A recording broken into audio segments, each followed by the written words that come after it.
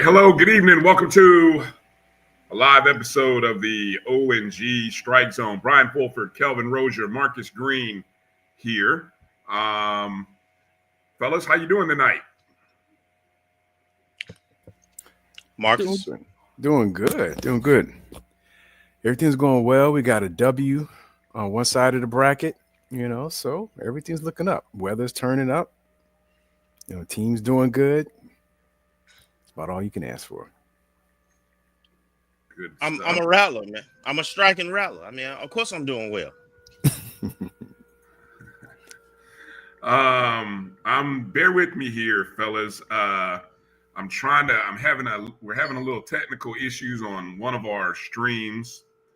I think it's because we're also doing live BCSN game time in-game shows from the SWAC tournament. So I think it's playing havoc on our Facebook feeds here.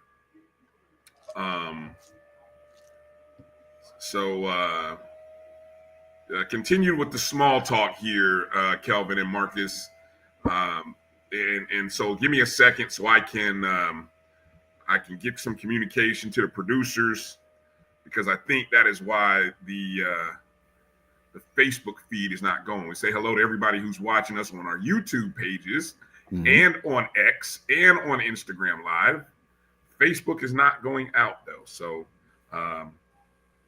continue forward, fellas. Give me like a minute here, and I will I'll come back here in a second. All right.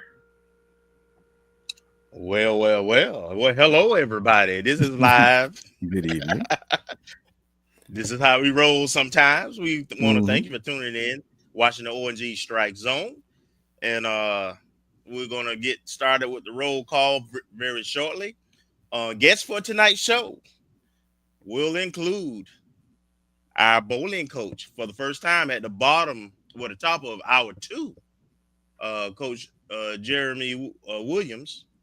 So we'll get a chance to talk to him and, ask him about, his background and what his plans are for building, because it's a total rebuild for that program.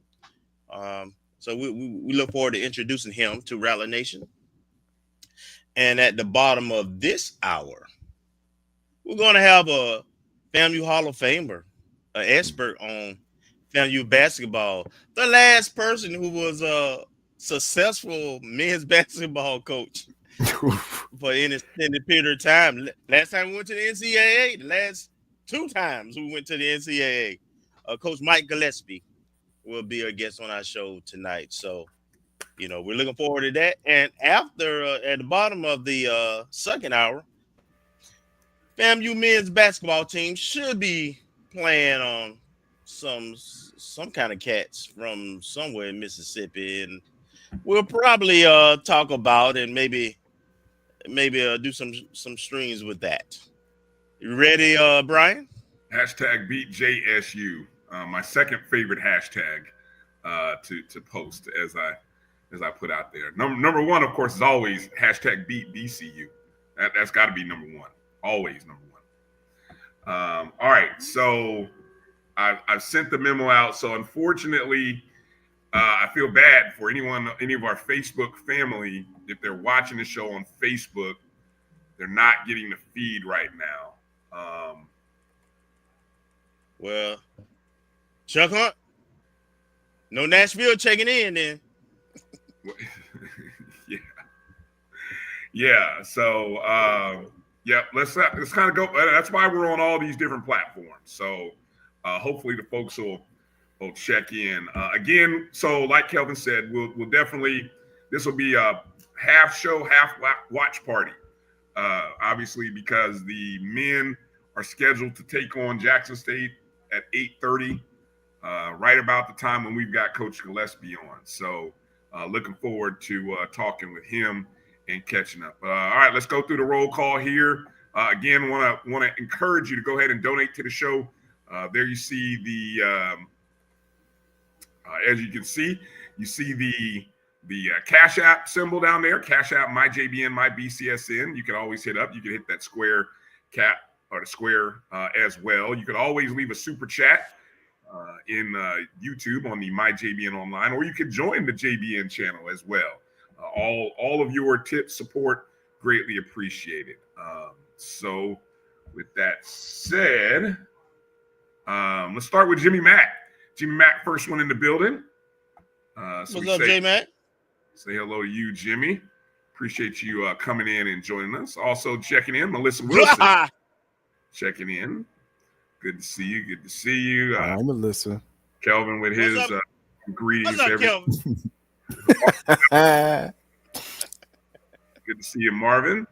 Mary What's up, Marvin. Hey, auntie. Thank you for being a JBN subscriber, Mary. Always appreciate it. Shout out to Tony checking in. Good to see you, Tony. Marcus, another JBN subscriber, checking in from Macon. Good to see you. Good family name. Yeah, that's what I hear. Meredith, another good JBN subscriber. Thank you, Meredith. Good to see you. What's up, Meredith? Demetra checking in. Hey, Demetra, how you doing? Little baby's in the building. My dog. That's my dog. If anybody got something to say, let them know. That's my dog. What's up, Mitra? What's up, little baby? Ash checking in. Good to see you, Ash. Ken. Playing exchange. Let's support.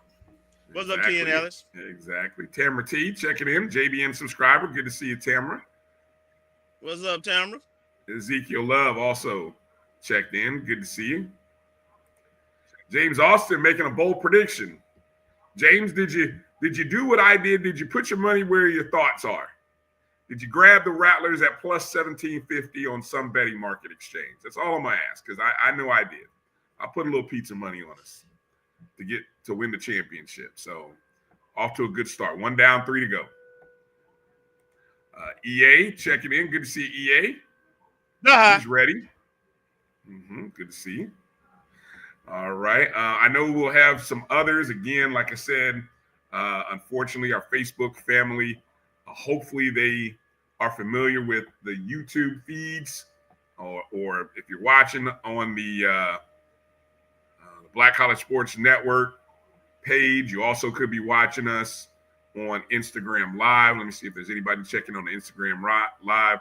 Carlos Brown checking in on Instagram. Pour a little out for Carlos, but he says he's all right though. Carlos is doing well. Yeah. He's happy about the. Yeah, exactly. Men and women, if I'm not mistaken. Yeah, I think the women are still in it. Obviously, I think they're still in it. That was the game that was played a little earlier. So, and the men got upset. Yes, indeed. Grambling the 8 seed, the defending champs, +6, took out the number 1 seed in an overtime thriller. What a game! What a game! I need to check the pool. I might have picked that.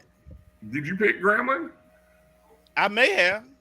I like, postseason. I go with the people who used to winning in the postseason. So Texas Southern Grambling, outside of us, we ain't got that experience, but I like our team, and I'm a homer. Damn it. It's okay. It's okay to be a homer. It's okay. All right. So before we make mention of the game, let me make mention of some of the awards from Monday night, because the SWAC awards came out. And hold on, wrong screen. Let me switch up. Let me go back to this screen. Switch up our headers here, all this producing and shit I'm doing. So, there we go. All right. Well, a couple of awards on the men's side, pretty big awards for the men.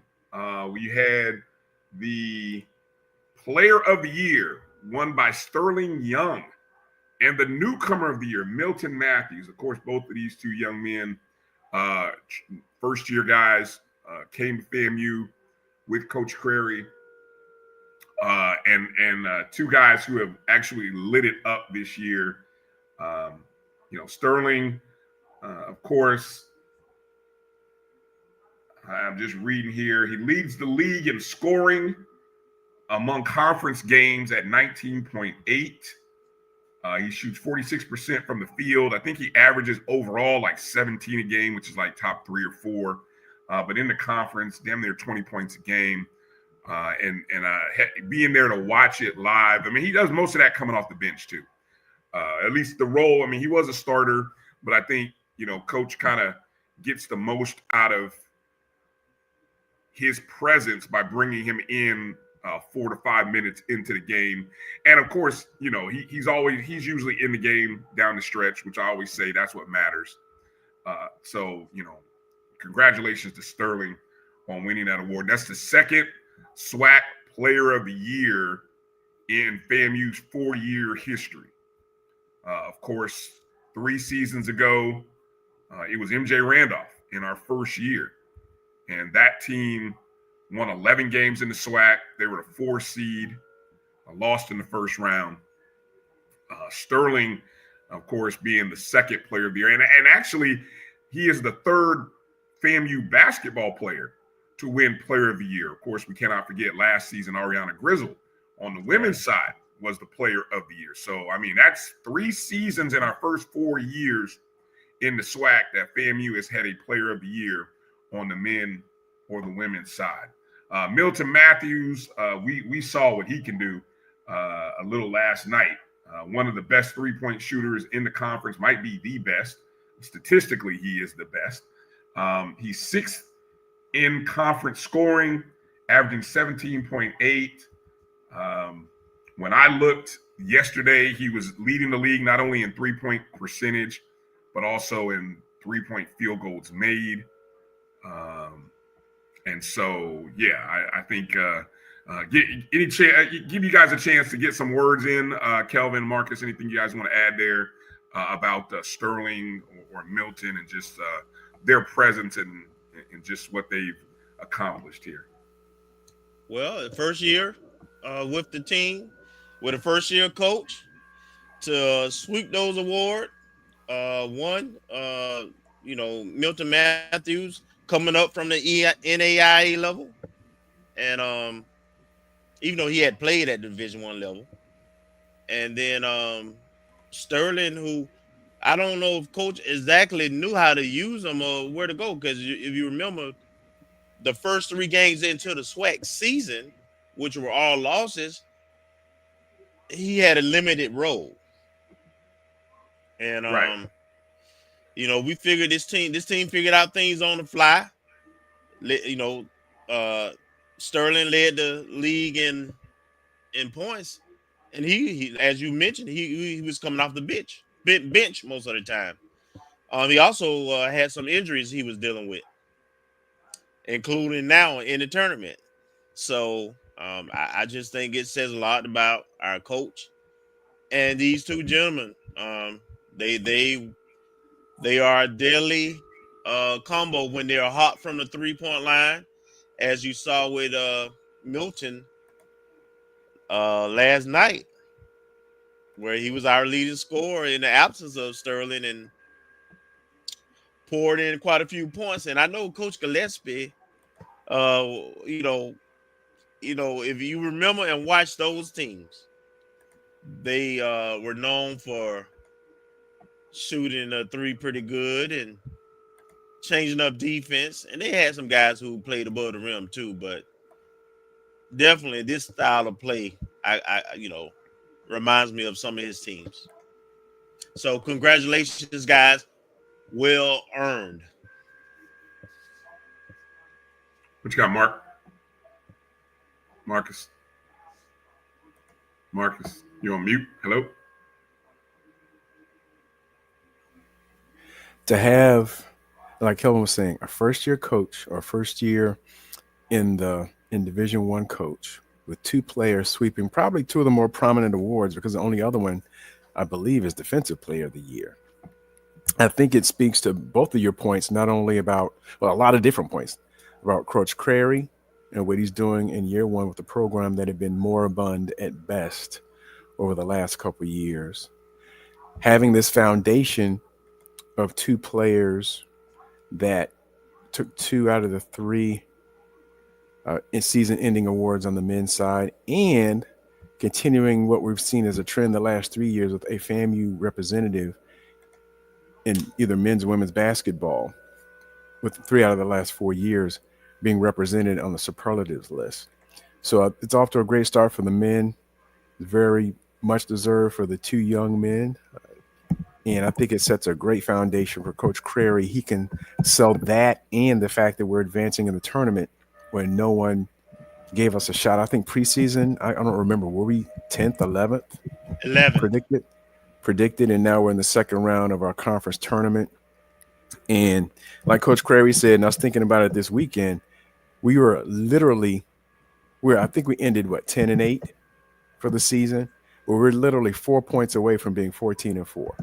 Yeah. Yeah.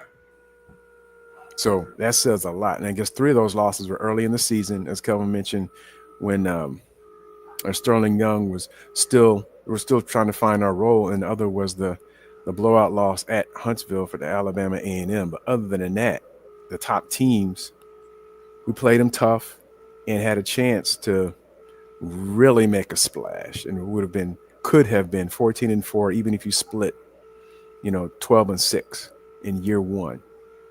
So it speaks a lot, not only about the players, but also the coaching, the camaraderie. And we've talked to Coach about meshing of the players and of the team, and it seems like it's working out pretty well so far. Nice. Over on the women's side, while we're there talking about postseason. Well, let me go back for a second. Sterling, of course, was a first team all SWAC player. I made the all SWAC team. Surprisingly, Milton did not make the second team. I noticed that. Yeah. There was all kinds of. No, there were all kinds of oddities. Even on I think there was even the young man who won Defensive Player of the Year in the SWAC. He didn't make first or second team. We talked about that on the Monday show, but it's very weird. But anyway, it is what it is. Over on the women's side, Cheyenne McEvans, she earned all SWAC second team. And I think in large part averaging about 13 a game, definitely one of the top 5 scorers in the conference, definitely. So let me quickly get through again. Tonight is the quarterfinals, but last night was the first round game of the SWAC tournament, FAMU versus Prairie View A&M, a team that we had previously beaten the one time we played them out in Prairie View.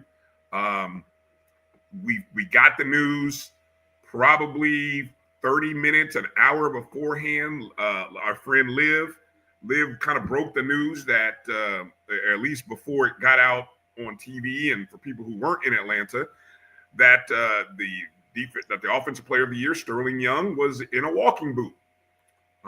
So no real word on what that is. I did not make a call or a text to Coach to kind of find out. I just kind of left it alone. So we'll see if it's a day-to-day situation or what. It's very possible that whatever may have happened at the end of the Bethune-Cookman game on Saturday, because he sure as heck looked good going to the bucket and throwing his body in there amongst the big trees on Saturday. So whatever happened may have happened then. I'm only speculating, don't know. But without Sterling, we got out to a slow start in the first half, down 32-23 at half. And I think it was more a product of Prairie View just making shots. I don't know. We obviously missed Sterling coming off the bench, giving us that spark plug, but we seemed a little flat. I don't think we hit any threes. We may have hit like 1 3 in the first half. I don't know if anybody, either you have stats on that, but I'm just going off recollection from watching it. So we go to halftime, and I text Road Dogg. I told him, I said, Mike, you need to get in now. We're down 9. I said, you better go play. You better go play the second half while we're an underdog, because we won't be. I just knew we weren't going to be an underdog for long. And sure enough, we came out on fire in the second half.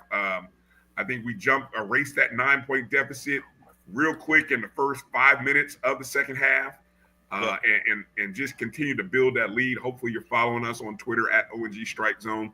I was tweeting out the second half updates. We ended up outscoring Prairie View 52-34 in the contest.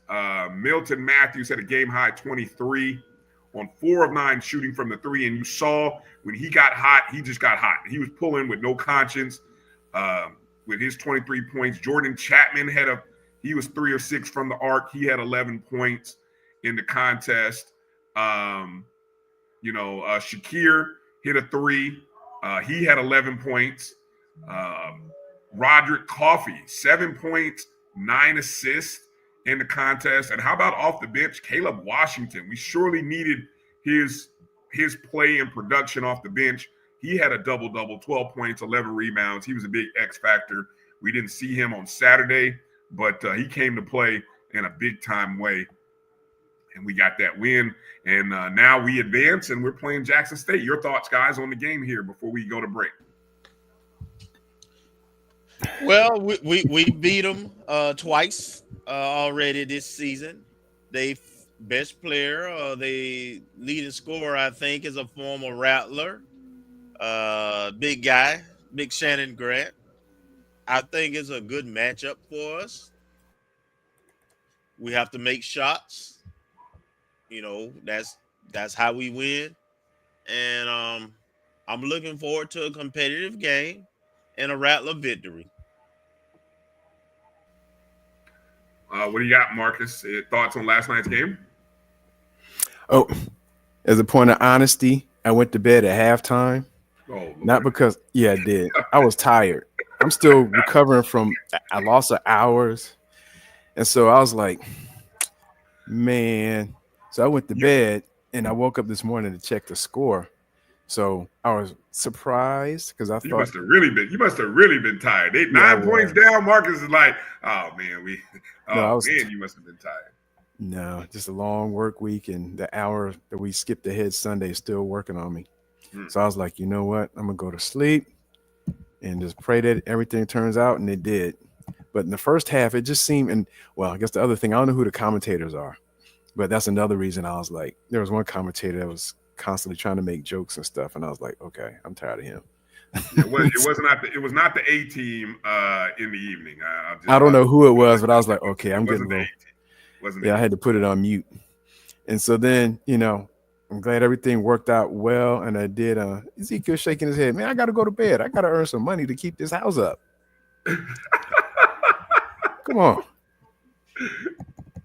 But I'm glad everything pulled out, and then I got already set on for the game now, just waiting for it to come on. And as far as tonight's game, I'm always curious to see how the learnings from the first 2 matchups when you get into a conference tournament, how things play out. That's all I'm going to say about that. I want FAMU to win. Predicting FAMU to win. Sterling Young being out probably has some impact on it, but if they have the same game plan and the same level of execution, then I would expect a victory. But I'm always curious the third time around how things work out in terms of what they learned the first 2. Right. Well, we will see. Tip-off should be shortly from the Gateway Center there. My people, boots on the ground, told me it was a great crowd. Should be an even more electric crowd tonight as Jackson State is playing. It's FAMU. That rivalry is what it is. Anybody who's on social media, you know what it is. So I'm sure they were very, in the same respect that some of our Rattlers were very, what's the word on Saturday? We were very present in their feeds after Mississippi Valley State's women had beat them.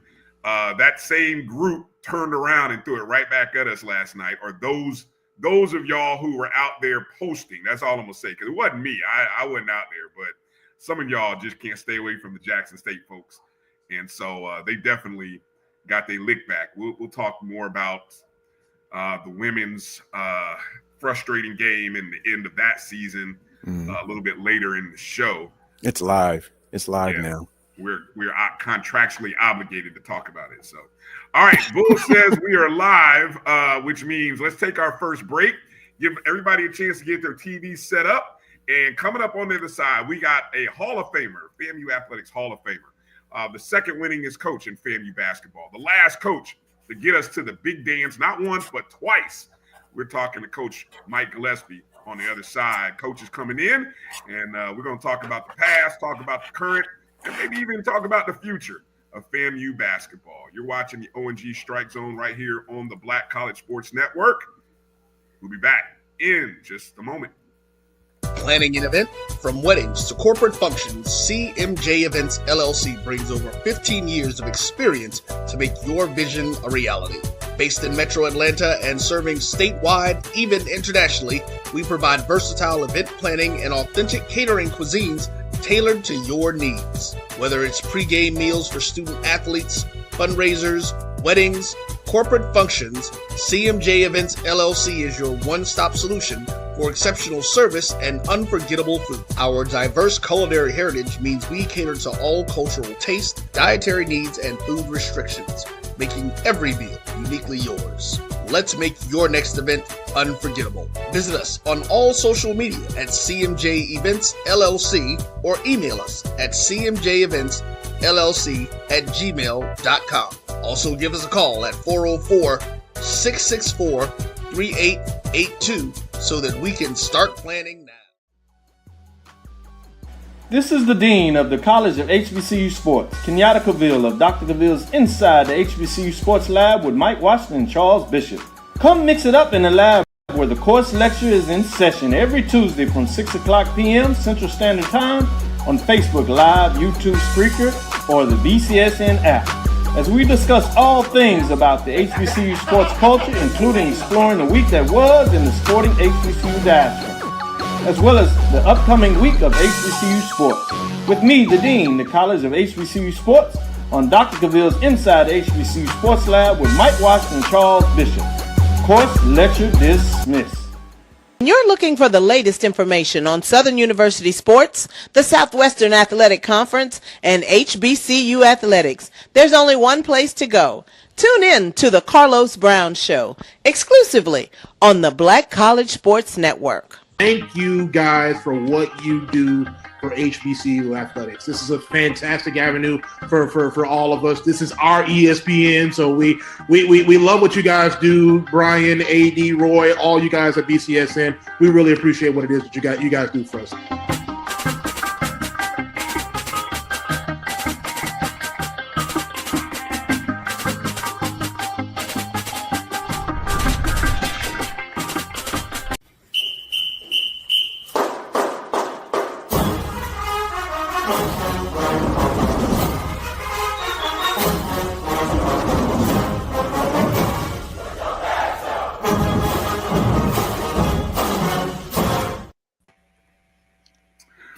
Welcome back to the O&G Strike Zone. Bryan, Kelvin, and Marcus, and it's a pleasure to have on a class of 2024 FAMU Athletics Hall of Famer, the second winningest coach in FAMU basketball, and the last coach to take the Rattlers to the NCAA tournament, Coach Mike Gillespie. Coach, welcome to the show. Good evening, Coach. How you doing?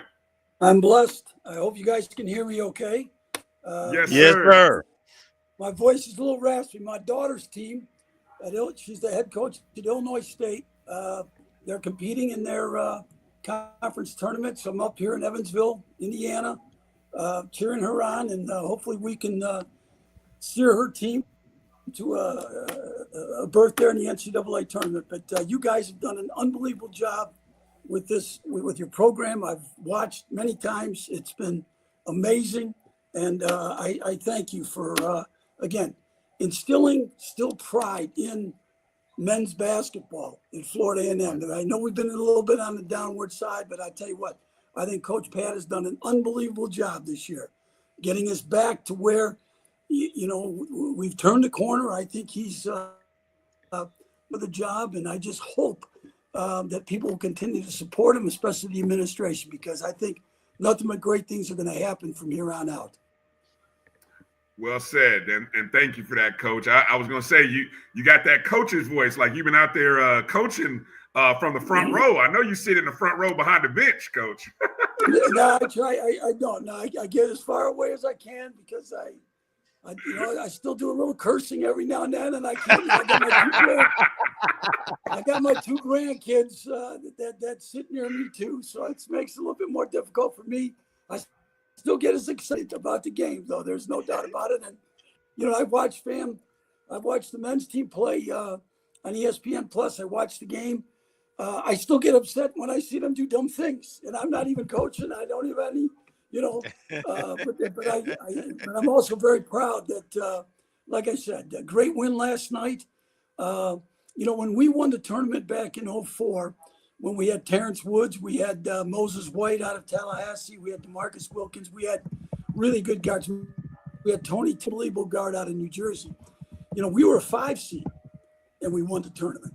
And anytime you get in a tournament situation like this, you've got to win a game that maybe you had no business winning. And the first game that we had that year, we played Hampton, and Terrence Woods, our best player, he banks in a 35-foot three to win the game with no time on the clock. And then we went on, we whooped South Carolina State, and we handled, we beat Coppin. Tony Tate, sophomore guard, hits 5 threes.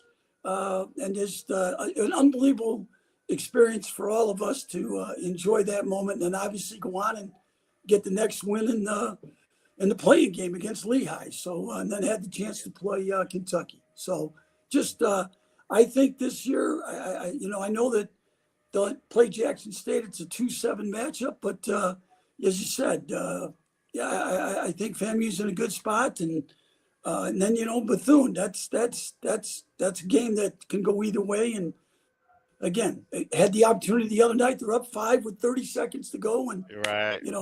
I was praying that somehow, some way, we could pull that one out, but it wasn't meant to be. Right. Go ahead, Kelvin. So, Coach, kind of talk about what you're up to these days. I'm interested to know. Well, when I unfortunately I was asked not to coach anymore after the 2007 season, 2007-2008 season. I moved. My wife and I moved to Jacksonville, and my wife worked for the PGA Tour. She was a travel agent, and I started my own basketball academy. I coached a CBA professional team. We got about 8 or 9 games into our season. I had Terrence Woods. I had a couple other guys that played in the MEAC, played with us, and we were in first place. But my owner ran out of money, so we had to fold the tent. I think we were like 9-1 at that time. And at that point in time, I decided to start my own basketball academy, and I started my own little AAU program. And I did that for the next, I think I've been here in Jacksonville now going on 18 years. So for the last 16 years, that's what I did. And we were able to help over 120 kids go play college basketball who were part of our Mike Gillespie program. And that, to me, is more important than any win or anything else that we did, to give kids an opportunity to go play college basketball, whether it be a Division I, Division III NAI. And it's really been, it was a blessing from the Lord that I was able to help these kids. And I've kind of cut back on a lot of that right now, being 74 years old. I'm still very active in a lot of things, but I've kind of backed away a little bit with that. All right, Coach. I also want to know, how often do you get to talk with some of your former players? We talk, yes, probably monthly. I talk to my assistant coach, Chris Cornelius. Right. Chris and I speak probably once a week. I talk to Terrence probably 6 or 7 times a year. Jonathan Kelly, another young man. Yeah. Bryan Green, who I think Bryan lives in Atlanta. So I stay in touch. I don't do a lot of social media. I don't do face page or FaceTime or wherever any of that stuff is called. My wife does some of those things, and so they contact my wife, and she tells me she'll read me the things. I don't do a lot of Twitter stuff. I don't do Insta, Quaker Oats Instagram or whatever it's called. So I just tell those guys, if you want to get a hold of my number, give me a call. Darius Glover calls me all the time, and we chat about Chicago. So, but I do try to stay in touch with as many of those players as I possibly can. It's a joy. Yeah. All right. Go ahead, Marcus. Well, thank you, Coach, for joining us this evening. I wanted to ask, actually, there's two questions, but I'm saving one for the second go around. But my first one is, what is your fondest memory of being coached down at FAMU? Obviously the two NCAA tournament appearances are just mind-boggling for me still to this day.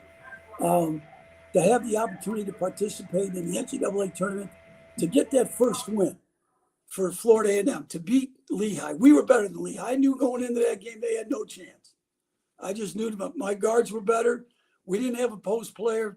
O.J. Sumter, our post player, had been hurt all year. We had a lot of undersized guys, Rick Russell, Mike Adele, Michael Harper, who played. And to win that game in Dayton and have we had a police escort going into Columbus, because that's where we had to play the number one team in the country, Kentucky. And when I saw that police escort waiting, I turned to my assistant coaches. I said, okay, what did our guys do last night in Dayton that we got a police escort waiting for us to get us through to Columbus, to our hotel, into the arena? And found out that those guys are just there to bring us in, and then to have the opportunity to play the number one team in the country. I don't know if you guys remember, we were a 34-point underdog. Yes. And everybody thought we were going to hold the ball. And the score at the end of the first half was 60-52. Leading back away, Terrence had 21 points at the half. They beat the living snot out of him on every shot he took. We didn't get a call. And with 9.5 minutes to go, I actually went back and looked the other day.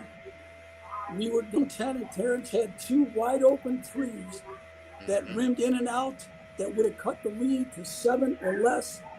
And then we just ran out of gas and only got beat by 18 points. So I think that is probably the highlight to have that opportunity. The second time that we won the championship on a last-second dunk by Bryan Green, monumental. And then I thought we got screwed by the NCAA. I thought we should have been able not to have to play the play-in game. We thought we were going to get a chance to go play Kansas or Chicago.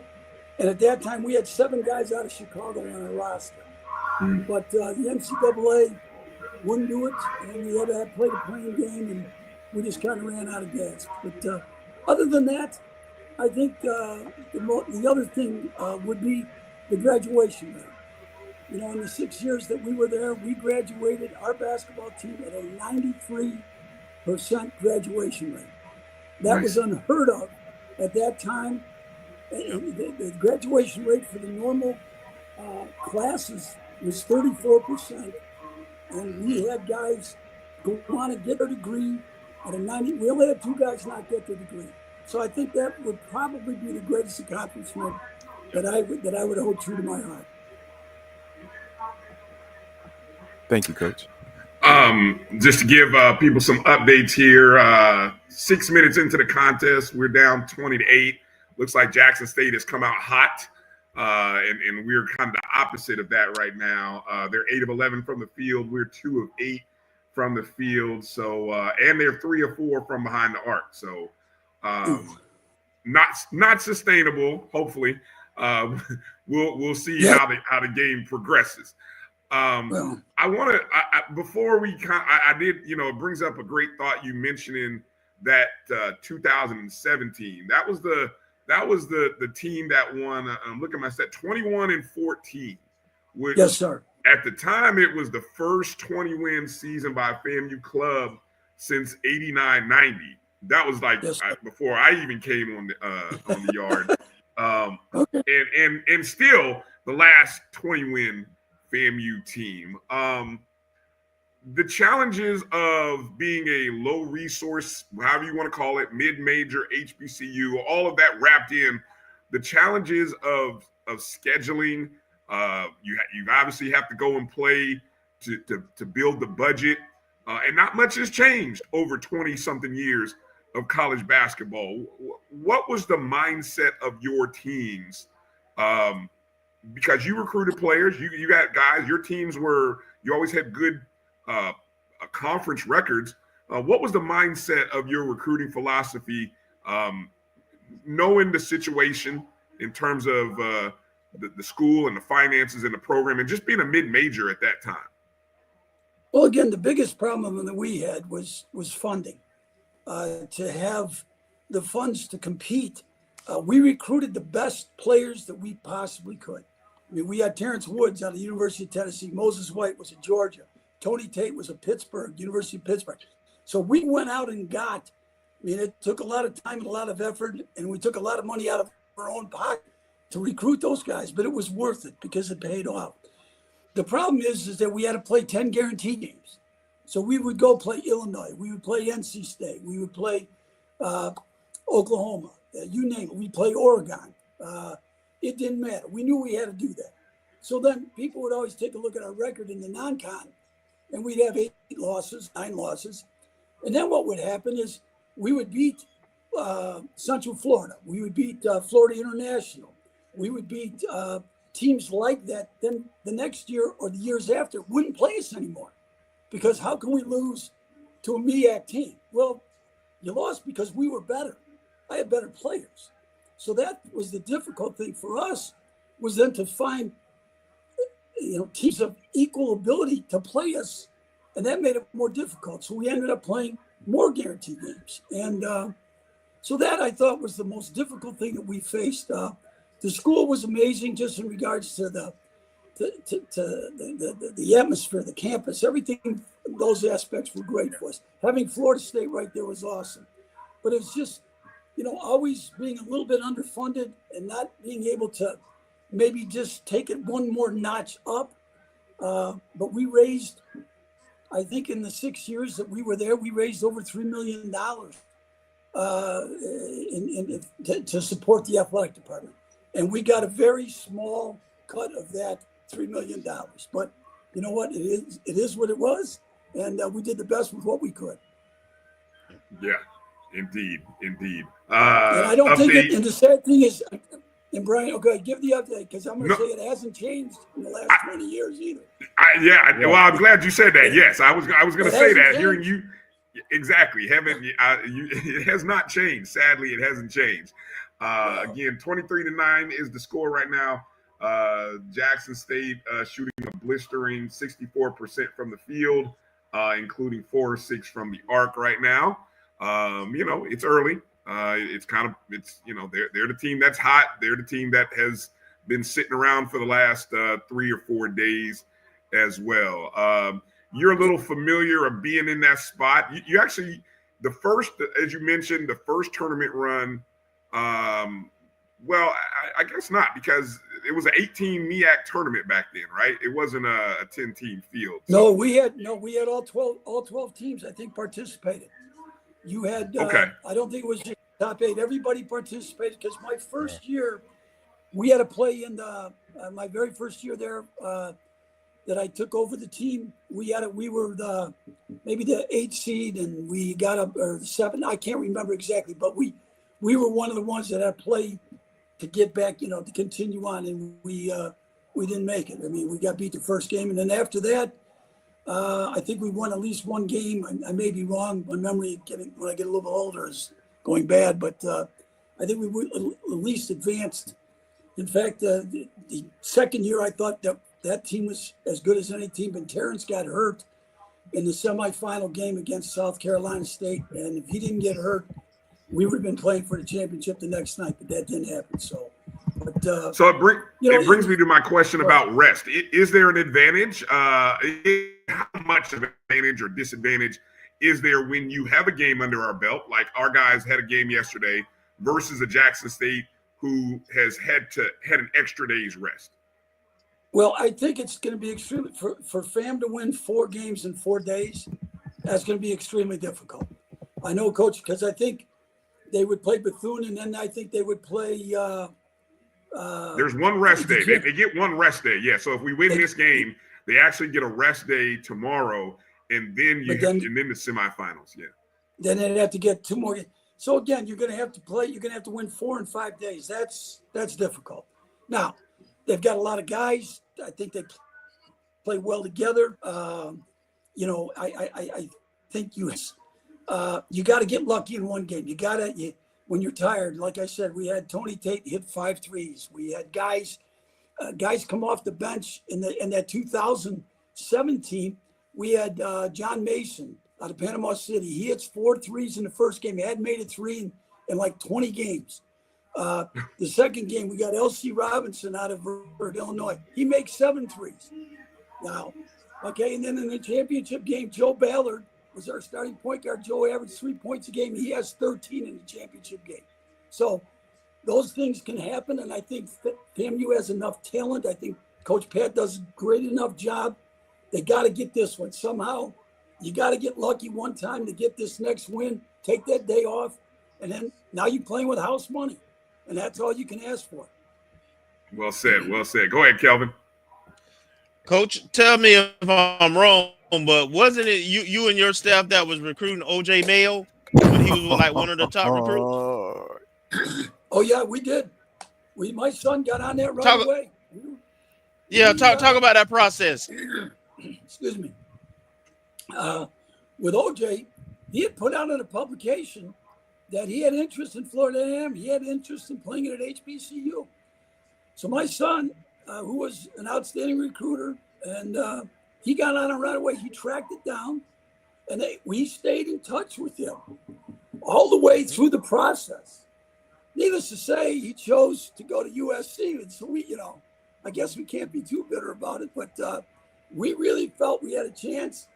I know that he was blowing smoke a lot, but I think there was a certain part of him that really felt he had to have a great impact and do something special. And that was the point that we really tried to hit home to you, that you could be like the first true All-American to play at an HBCU and maybe take us further in the term. We really played all that aspect to get a quality education, and it just wasn't meant to be. But it was a good run for about 3 months. We were on it day after day after day.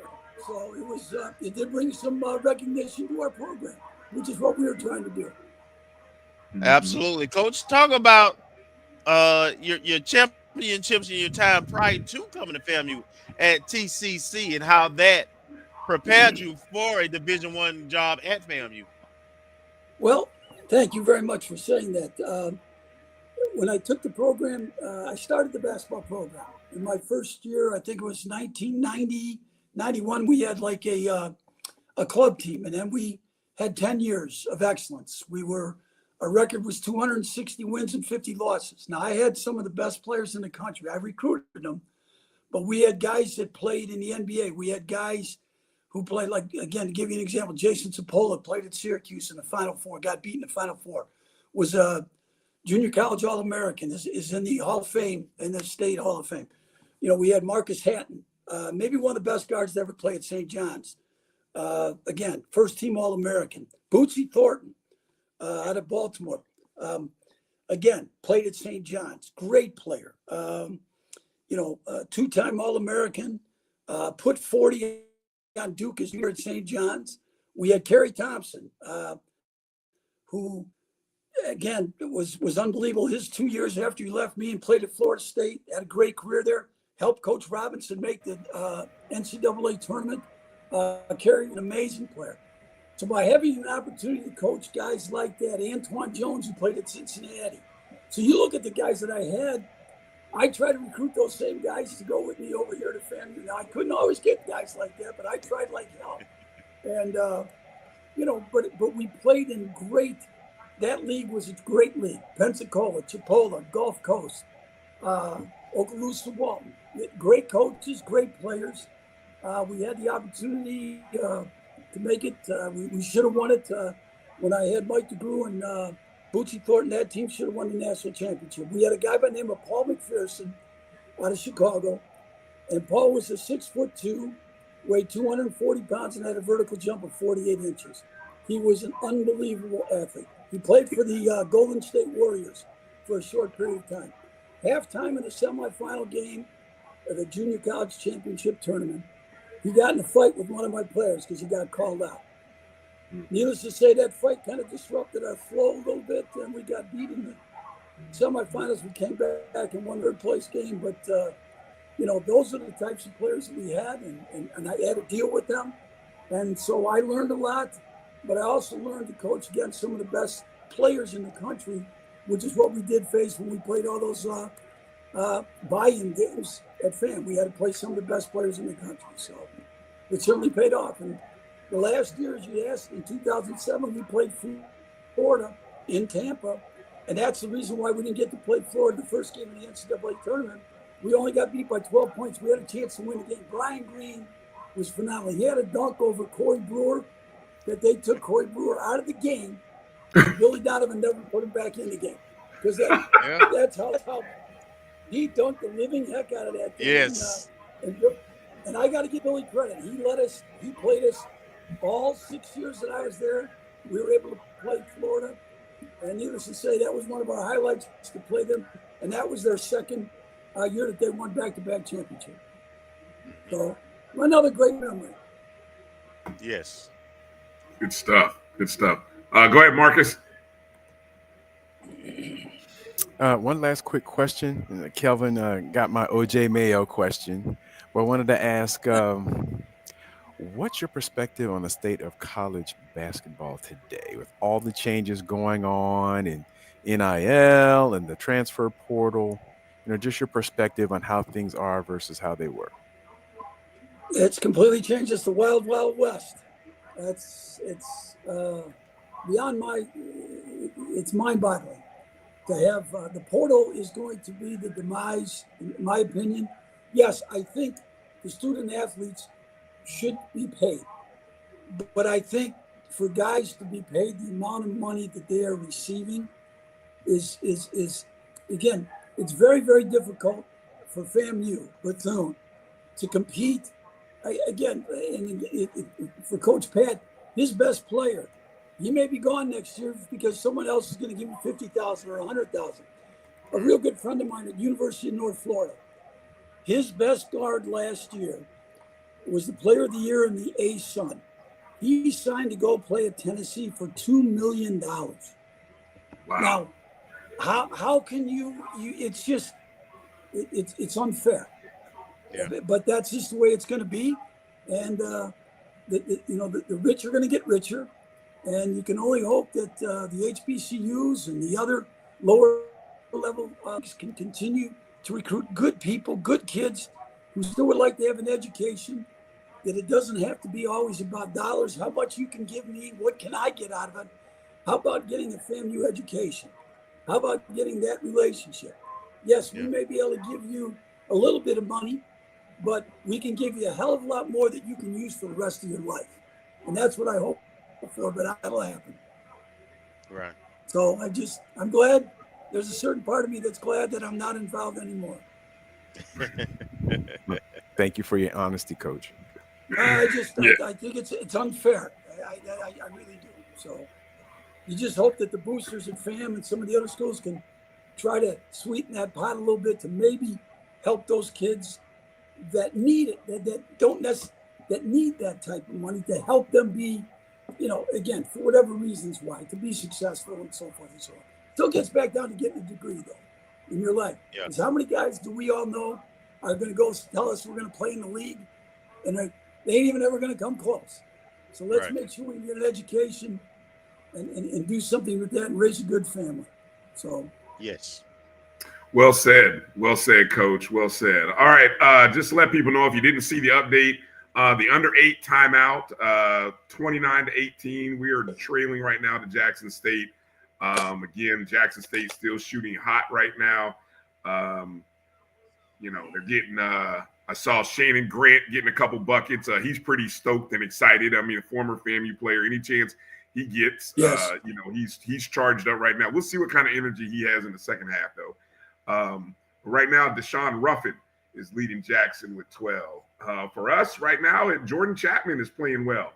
9 points, 4-4 from the free throw line, 2 of 3 from the field.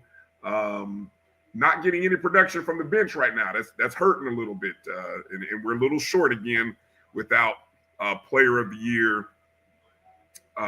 Without our player of the year, Sterling Young. So, Coach, I want to, when's the last time have you had a chance to get into? Hopefully now with Coach Pat. I don't know. Did you get a chance to get to any games in Tallahassee this year? I did not. With my daughter's schedule, I'm kind of tied up. That they played the same schedules. It's the Thursday, Saturday, Monday, and it made it difficult. I do watch. I'm not going to lie. I watched probably 20 of their games this year. Wow. Some nice. I turned off a little. Some I turned off a little earlier than others. Especially the guaranteed games, because I know what it's like. I know what it's like. Yeah. Once we got into league play, I Chris Cornelius and I text each other back and forth about we could do this a little bit different. Boy, that was really good what we did.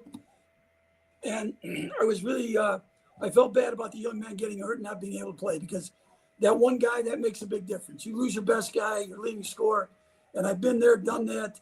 And boy, it's just, you got to hope that some of those guys, like you just said, Bryan, coming off the bench, and that's what to win our two, we had guys come off the bench and give you a special performance. And somebody's got to do that tonight for them to, try to squeak this one out.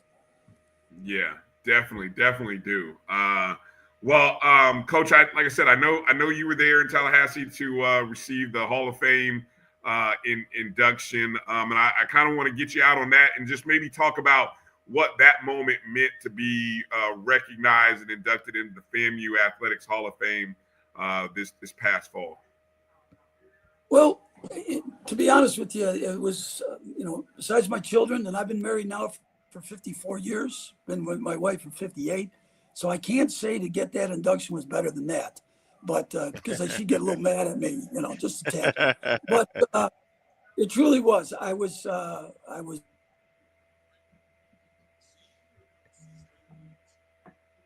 Did we lose Coach? I think, there we go. Somebody, there you go. We got you now, Coach. Go ahead. Good. Like I said, I was shocked. I was elated. I was honored. When I got the call from Marvin, and I got the call from Vaughn, and then Terrence Woods. Terrence had a lot to do with it. He nominated me, and then he had all of our, from what I heard, a lot of former players, put in the nomination, which was really, really, really kind of Terrence, and then all those guys. I think that's the love that I try to share with my players.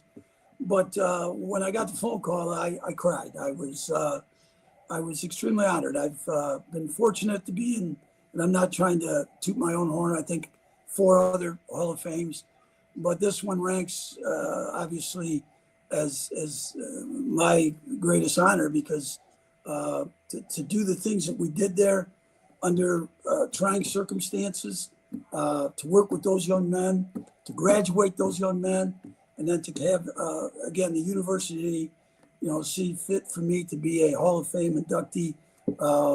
I again, sometimes the words to express how gracious it was of them, and how honored I was. It was tremendous, and I was so fortunate that my entire family was there. My daughter flew in, my wife flew in, my son, his wife, my grandchildren were all there, and that's what made it special. I know my father was an unbelievable coach. He's been inducted into almost 18 Hall of Fames in his coaching career. And he died 10 years ago. And I know my dad was smiling down upon me, because when he coached baseball, he actually played against Florida A&M. He used to bring his team down from Illinois back in the late 60s, early 70s, and the 70s, and had and that was the only school that would play him when he came down here because they were good. But so yes, it was a proud moment for the entire Gillespie family. Nice, nice.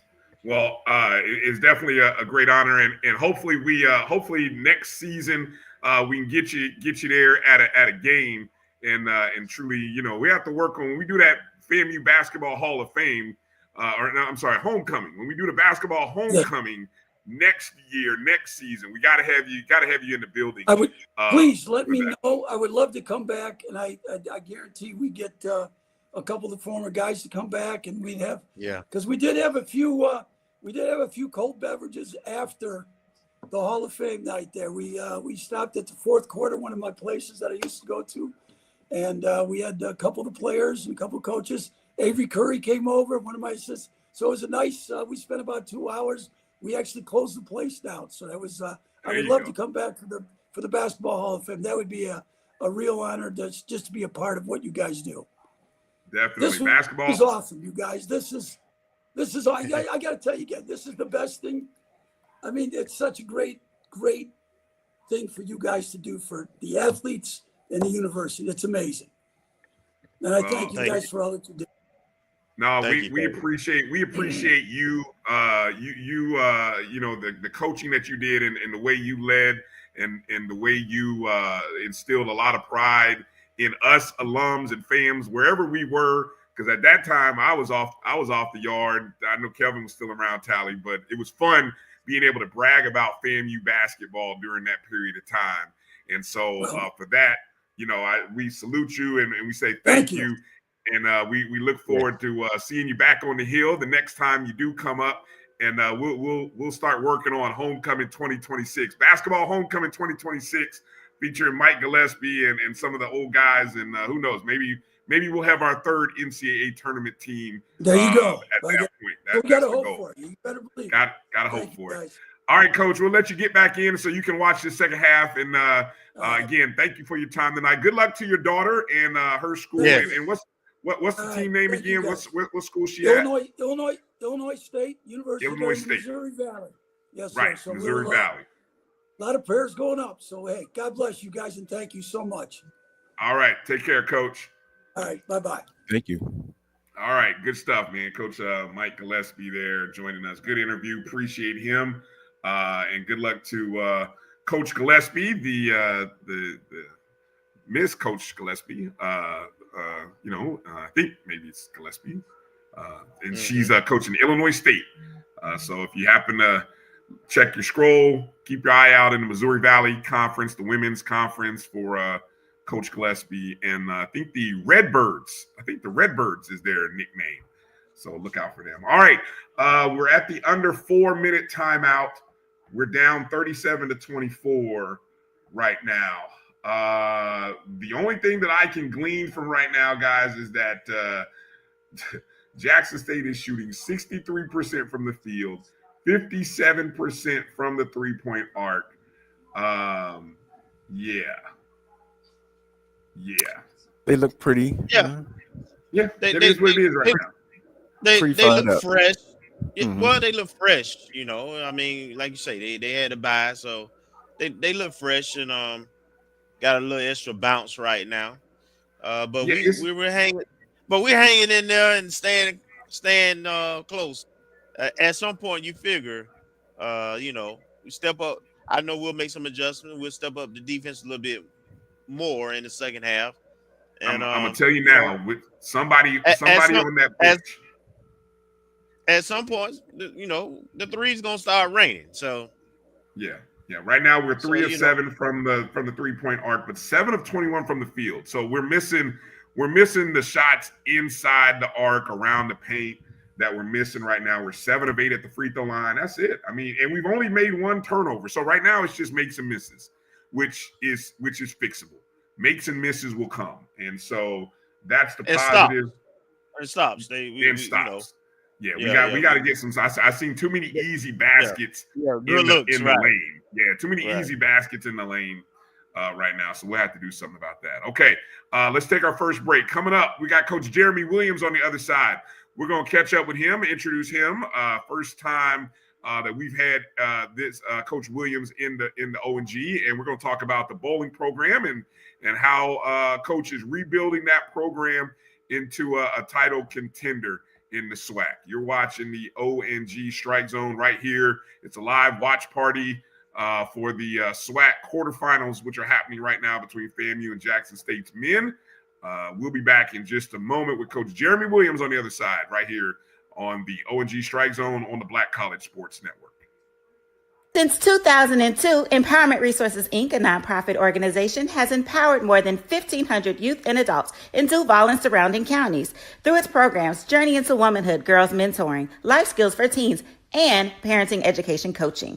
To get involved with programs, volunteer, or donate, visit www.empowermentresourcesinc.org. Follow us on social media, facebook.com/empowerment.resources and instagram.com/empowermentJAX.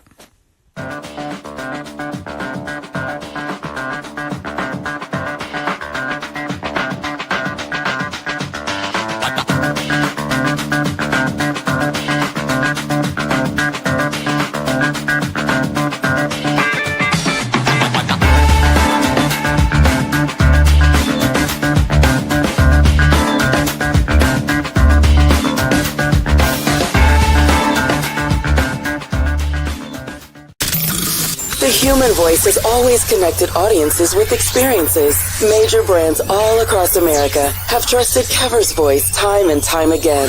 Conversational, powerhouse, intelligent, and sincere. That's the voice you need for your creative marketing process. KEAVERSVOICE.com. Kever's Voice, Kever's Voice, KeversVoice.com. Always on, all the time. It's never too early to plant the seed, to share the tradition, and instill a sense of pride in your HBCU with your little ones. HBCU Pride and Joy Children's Boutique helps you share your school spirit with a wide selection of adorable kids' apparel and accessories officially licensed from your favorite HBCU. Visit hbcupridejoy.com and follow us on all social media at HBCU Pride Joy on Facebook and Twitter. When it comes to professional learning, teachers deserve better. From the leader in online learning, Stride brings you the Stride Professional Development Center, an on-demand library of mobile-friendly courses that gives teachers choice and flexibility, allowing them to learn anytime and anywhere. Our dynamic courses provide bite-sized learning and help educators advance their knowledge while also gaining professional development hours. It's time you take charge of your learning. Visit us today to get started.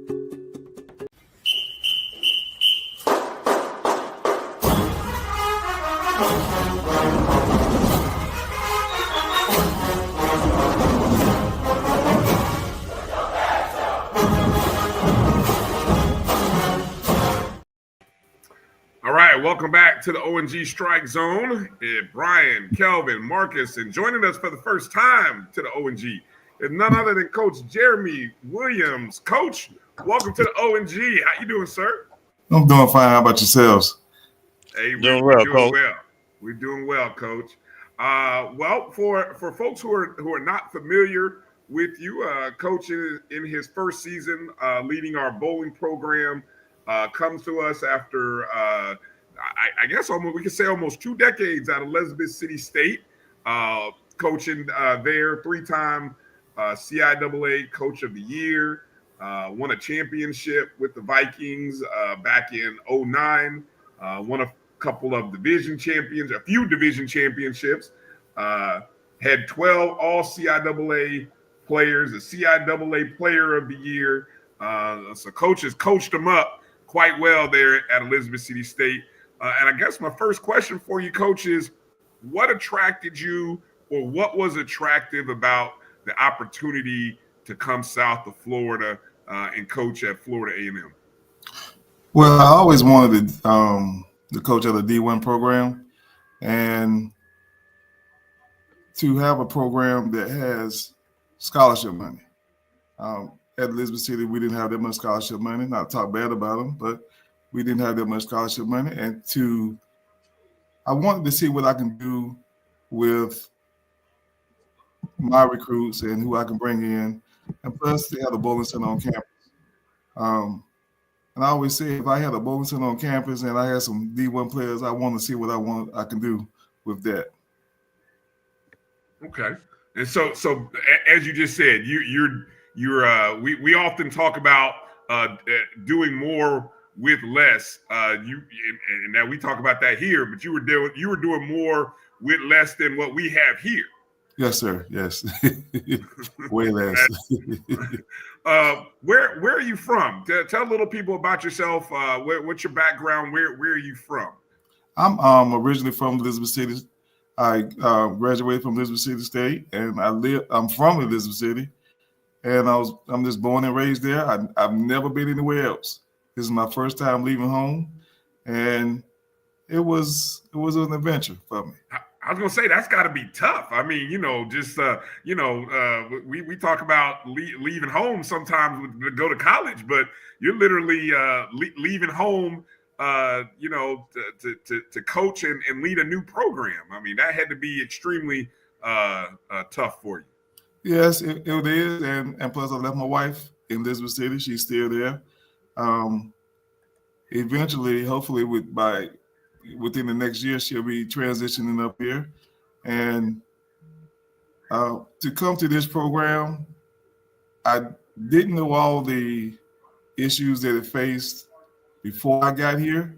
Mm-hmm. But, I had to, deal with it. And AD Suggs and her husband, Kenneth, they really embraced me and welcomed me in with open arms. Nice. Go ahead, Kelvin.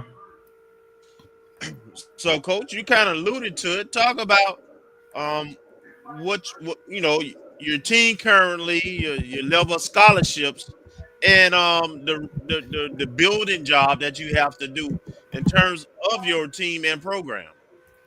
Well, this past season was really trying, and I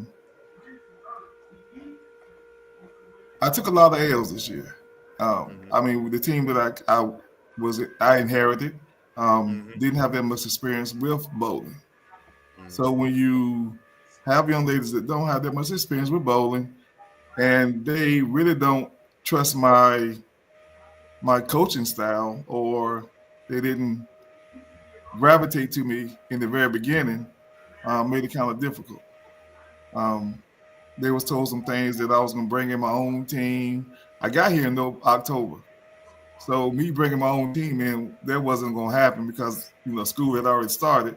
So they had got some bad information, and they didn't really start listening until the second semester. Mm-hmm. Gotcha. Okay. So what's your strategy? How many players do you currently have? How many can you bring in? Have you started the recruiting process?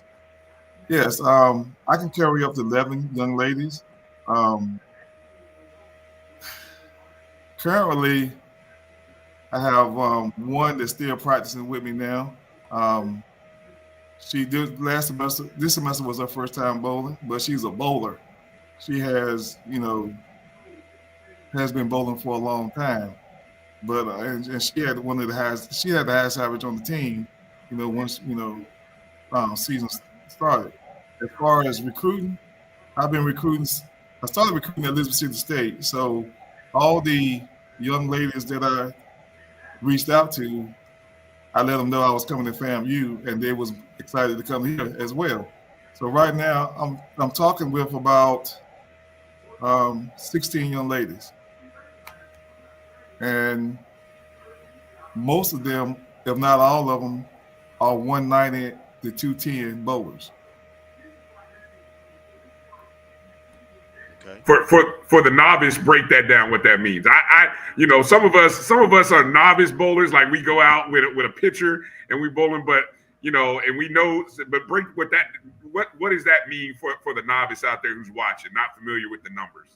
Okay, from when I first got here with this team here, this past team, they was averaging between, I say, 100 to 130. By the end of the season, I had got them up to 140s, 150s. It had some high games of like 170s.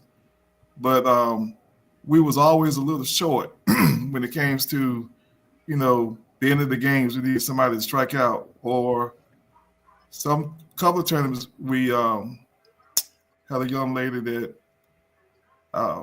had other things that she had to take care of. So I ended up taking like one tournament I had a softball player, and then another time I had a track and field young lady. Of course, those young ladies didn't bowl. I only had 2 days of practice with them. So it was very trying, 5 against 4, 4 against 5 seasoned bowlers.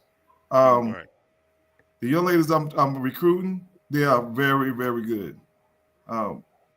Matter of fact, one young lady that I'm recruiting, the #1 team in the nation, reached out to her and wanted her to join their team. But she said, and I'm so happy she said it, she said, I'm committed to FAMU. Amen. All right. I was very happy about that. Awesome. That's what's up. That's good. And these are. Hey, go ahead. Finish your thought, Bryan. No, I was just going to say, as Coach mentioned, my question that popped into my head, and I apologize, Kelvin or Marcus, if you just are going to ask it as well. It was about bowlers being 100% bowlers and not being multi-sport. Like, being multi-sport is great in high school, but I imagine here at the collegiate level, you want young ladies who school and bowling. That's it. School, bowling, bowling school, maybe, social life, bowling school, kind of like that, right? Yes, and that's what I have now. These young ladies are every weekend at the bowling center. During the week they're practicing, and most of them are on high school teams. Like one young lady I have coming, she's from Indiana. She's the #4 bowler in Indiana. And then I have another young lady that's coming from Colorado. She's the #2 bowler in Colorado. And then I got two that's coming from overseas, from Qatar. And those are the two that's from Qatar are, let's say, I really don't supposed to have those. But I talked and talked. I courted, and their parents, and they were sold on my program. So they should be here in the fall. Oh, wow. Go ahead, Kelvin or Marcus. I may have jumped over one of your questions. Yeah. I want to jump in real quick, Marcus. Coach, I know that you have some certifications. You mentioned our bowling center that we have on campus. I want you to talk about your certifications and what that means in terms of, helping to make sure that our lanes in our facility, our bowling alley, and its equipment and everything is competition ready. Yeah. So kind of talk about that. Okay. Let me start off with my coaching experience. I am a USB certified coach. I'm a civil coach, and I am a Brunswick certified mechanic, and I also teach 2 classes, which I'm trying to get a couple more classes. I'm trying to teach 4 classes next semester, and I believe the more that I teach, more people learn, more students learn how to bowl. The center will be more busier and have more utilization throughout the school year. And that's what one of my responsibilities with student affairs is, to have the center utilized more. As far as the machines are going, the machines are running really good. We just need a lane machine right now. The lane machine is one of the most important things in a bowling center, because it puts down the pattern for the tournaments. I can put down the patterns for the tournaments if I had a decent lane machine. This past year, I couldn't do that. We didn't get adjusted to the lanes until we got to the tournament site. So I'm working with student affairs with Miss Mallett and Miss Spell, and trying to get a lane machine for the students, for the student bowling center, as well as the classes. We all need that lane machine. Explain.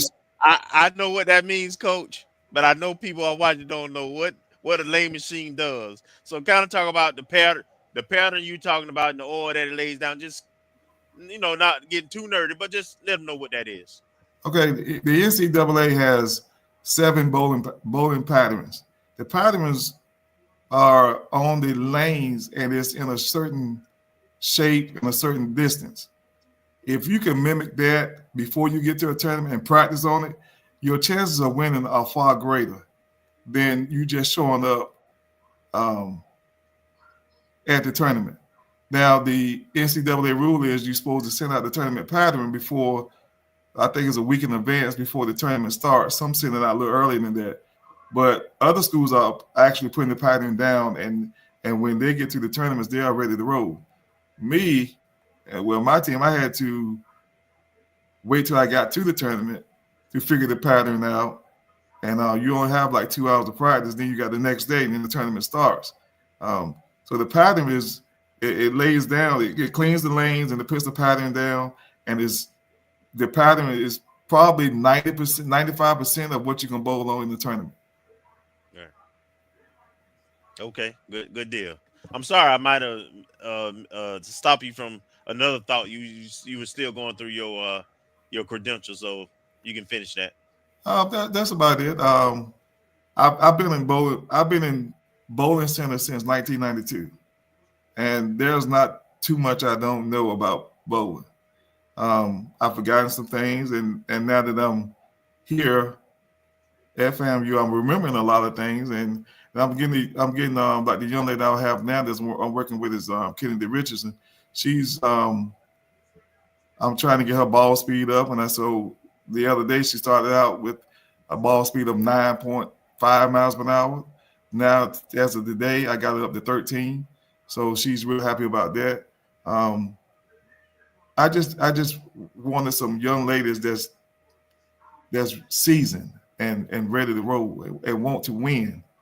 And with the team I had last year, I'm not talking bad about them. They was fillers, and they walked on, but they did the best they could. But I don't think they had that winning spirit that, because they hadn't won too many games. And I didn't win too many games last year. I think I beat Grambling about 3 times, and that was about it. But I was happy there because that was my first D1 win. Yeah. But right. So I plan on being a whole lot better this year and contending for the SWAC. Yes, but my eyesights are bigger than the SWAC. I want to go win the NCAA championship. That's what I want to win. That's my goal. Now, I'm not going to be, and say I'm going to win it this year. No, I'm not saying that. But I will be more competitive than I was last year. There you go. Rattler Nation, we'll hold that on you now. You probably figured that out already. Yeah, Rattler Nation is I've never had an alumni. I've never seen an alumni as strong as Rattler Nation, and that makes me proud. It makes me feel like somebody cares, right. And Rattler Nation, they're very, very strong, and I'm really happy to be here. Nice. Go ahead, Marcus. Quick question, just to follow up on what Kelvin asked earlier about recruiting. I mean, we're familiar, at least I'm familiar, and I guess most of us are, in terms of how things work maybe on a football, baseball, basketball type arena. But how do you track down recruits? Is it very similar? Do they have like for lack of a better term, a bowling equivalent of 24/7 sports or something where they rank bowlers and then they have star ratings, or if they play in specific tournaments that gets a player or players ranked? How exactly does that work, and then how you go about finding them? Well, this particular year, I went on Facebook, and this website called the name, forgive me. It was a website on Facebook, and I signed up for it. And it was a lot of young ladies up there showing their talents. They actually bowl free frames, and they'll say, "My name is such and such, my GPA, and I'm looking to go to school for business or architecture or anything like that." And then once you find one that has your school major, at your school, then you reach out to them. And I met several like that. But for some reason, FAMU, a lot of young ladies reached out to me for FAMU. I had about 8 or 9 that reach out to me for FAMU, and a lot of them is coming from the state of Florida. So I think matter of fact, I go to Capitol Lanes this weekend to see 2 recruits that I'm currently recruiting right for this semester coming up and next semester. One's a junior and one's a senior. So no, it's they do have high school bowling. Matter of fact, I'm talking to 3 young ladies from Chicago that was on the bowling team that won their championship. So I'm trying to get all 3 of those too. You know, I know the AD told me, go out and get your girls and you got to get your own team. But I don't know if she think I'm going to bring this many in. And there's I'm need a little bit more scholarship money. And there's a pretty strong pipeline between FAMU and Chicago going back to way back when I was in school in the late 80s. So there's, if there's any connections there, either alums or if anyone's related, if these are children of alums, that may help as well. Yeah, because at Elizabeth City, I didn't ever really go out and recruit. Most of the bowlers that I came across, I met them at the freshman orientation.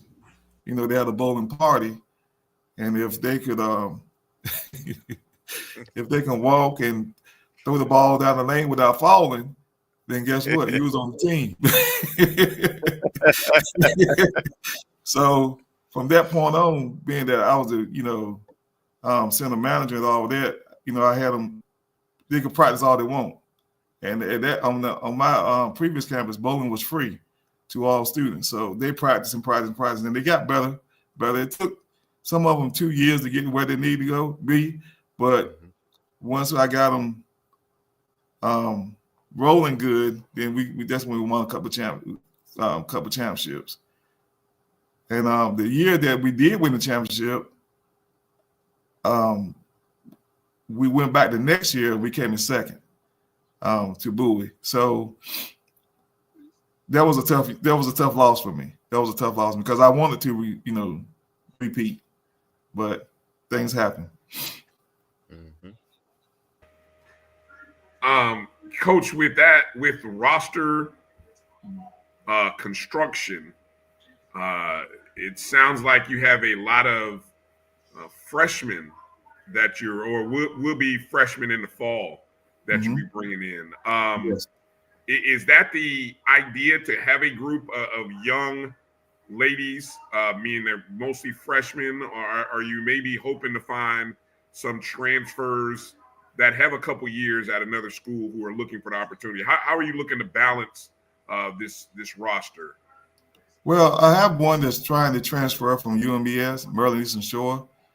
She's a real good bowler.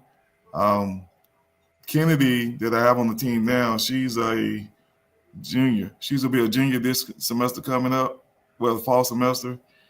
But I welcome the freshmen because I could mold them to where I need them to be, and without any bad habits and without any attitudes and stuff.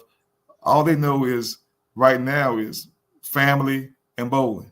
So I'm trying to extend that when I went to them when they get here, family and bowling. Okay. Love that strategy. What else do you have, Kelvin, Marcus? Any other questions you got for Coach? Coach, how can Rattler Nation support you, and do you plan on having are we capable? I'm not even sure. Once we have the machine, are we capable of hosting a tournament? Is that a part of your strategy with your program? Well, we have 8 lanes at Gallimore Lanes. We can probably do a small tournament, but I do plan on hosting a tournament in Pensacola in October. I was told by AD Suggs that they hosted one a couple of in the past and would have a pretty good turnout. So I told her I would try to make that happen this year. And as far as bringing in older ladies, I tried with the transfer portal, but the transfer portal is hit and miss. Because once they declare themselves in the transfer portal, the chances are they're going to lose their scholarships. So a lot of them are not coming out right now. You know, it takes a lot for them to transfer to another school. You know, last year, well, year before last, it was like 35 in the transfer portal, and right now it's only probably about 3 or 4. So the transfer portal right now is not looking too good for me, which I'd rather just have my new freshman, somebody I can groom. Mm-hmm. Yeah. Okay. I got All you. right. I got you. All right. Well, Coach, I definitely appreciate your time tonight. Oh, wait a minute, one more thing. Oh, yeah. If there's any alumni that wants to support the bowling team, this past year we traveled on a 15-passenger van. We had 5 young ladies, and when you have 15-passenger van is a 15-passenger van, and when you start adding the bowling balls, bags, and then you add their luggage, and then the other equipment that we take, it gets a bit crowded. And being that I will be having at least between 8 to 11 young ladies this year, right now we're trying to do probably 2 15-passenger vans, but I would love a bus. So if any of the Rattler Nation that knows somebody that got a bus, that knows somebody, I'll be willing to get my CDLs and drive myself. Okay. All right. How can they reach out to you, Coach? If anybody has those connections and hookup, how can they reach out? My email address is jeramy.williams@famu.edu, and you can call my cell phone number. You can text me 252-202-2711. And I'm up all night looking at bowling videos, and young ladies is trying to come in. Now, I'm not gonna say all the young ladies I'm looking at are 200 bowlers, but majority of them are. There's some 160s and 170s that can be brought up to 200 bowlers, all with practice and repetition. And that's what a lot of these young ladies don't have right now, is a lot of repetition, because contrary to probably, bowling is expensive in these city centers. That's what I call them, city centers. And so they can only probably practice 3 or 4 games a day, if that, when they go practice. Good stuff to know. Good stuff to know. Again, appreciate your time again tonight, Coach. Look forward to seeing it. And just in case you didn't know, Marcus is our recruiting. I like to say recruiting guru, recruiting expert. So as he will be hunting down, I'm sure, and he's already building his list of those names. So as those ladies, young ladies, start committing to FAMU, we will know about it, and we'll be tweeting it out and welcoming them to the family when they start. So I know Marcus is usually on it. So I guarantee by the next time we talk, Marcus will have a little more info probably on some of these new recruits that you're mentioning. Yes, and I also would like to mention that when we do travel to different tournaments, we do stream live on YouTube. So if anybody want to look in, they can look in at the tournament. It's probably going to be FAMU Bowling, and you just type it in on YouTube and it'll bring it right up. And bowling is a sport that starts roughly 8 o'clock in the morning, and we bowl till 4 or 5 o'clock, and that's Friday, Saturday, and Sunday. So these young ladies have to have a good stamina, and most of the young ladies that we coach are throwing a 15-pound ball. So imagine throwing a 15-pound ball for about 6 hours a day, and that's what bowling is. Hey, Coach. I was gonna let you close out, but Bryan, I gotta ask this question because it just popped in my head when the coach was talking. Do I bowl? Talk about the Baker's match, the different type of matches that the bowling team does. Okay. In the SWAC, we have what they call 2 roundups. Basically, bowling is 5 young ladies against 5 young ladies, and whoever has the high score at the very end wins. In the SWAC is 5 match play games on Friday, 5 match play games on Saturday, and 5 match play games on Sunday. Now, we didn't do any Baker games during the SWAC, but when you go to outside tournaments, the NCAA tournament, sanctioned tournaments, then you will have Baker games on Friday, match play games on Saturday, and Baker games on Sunday.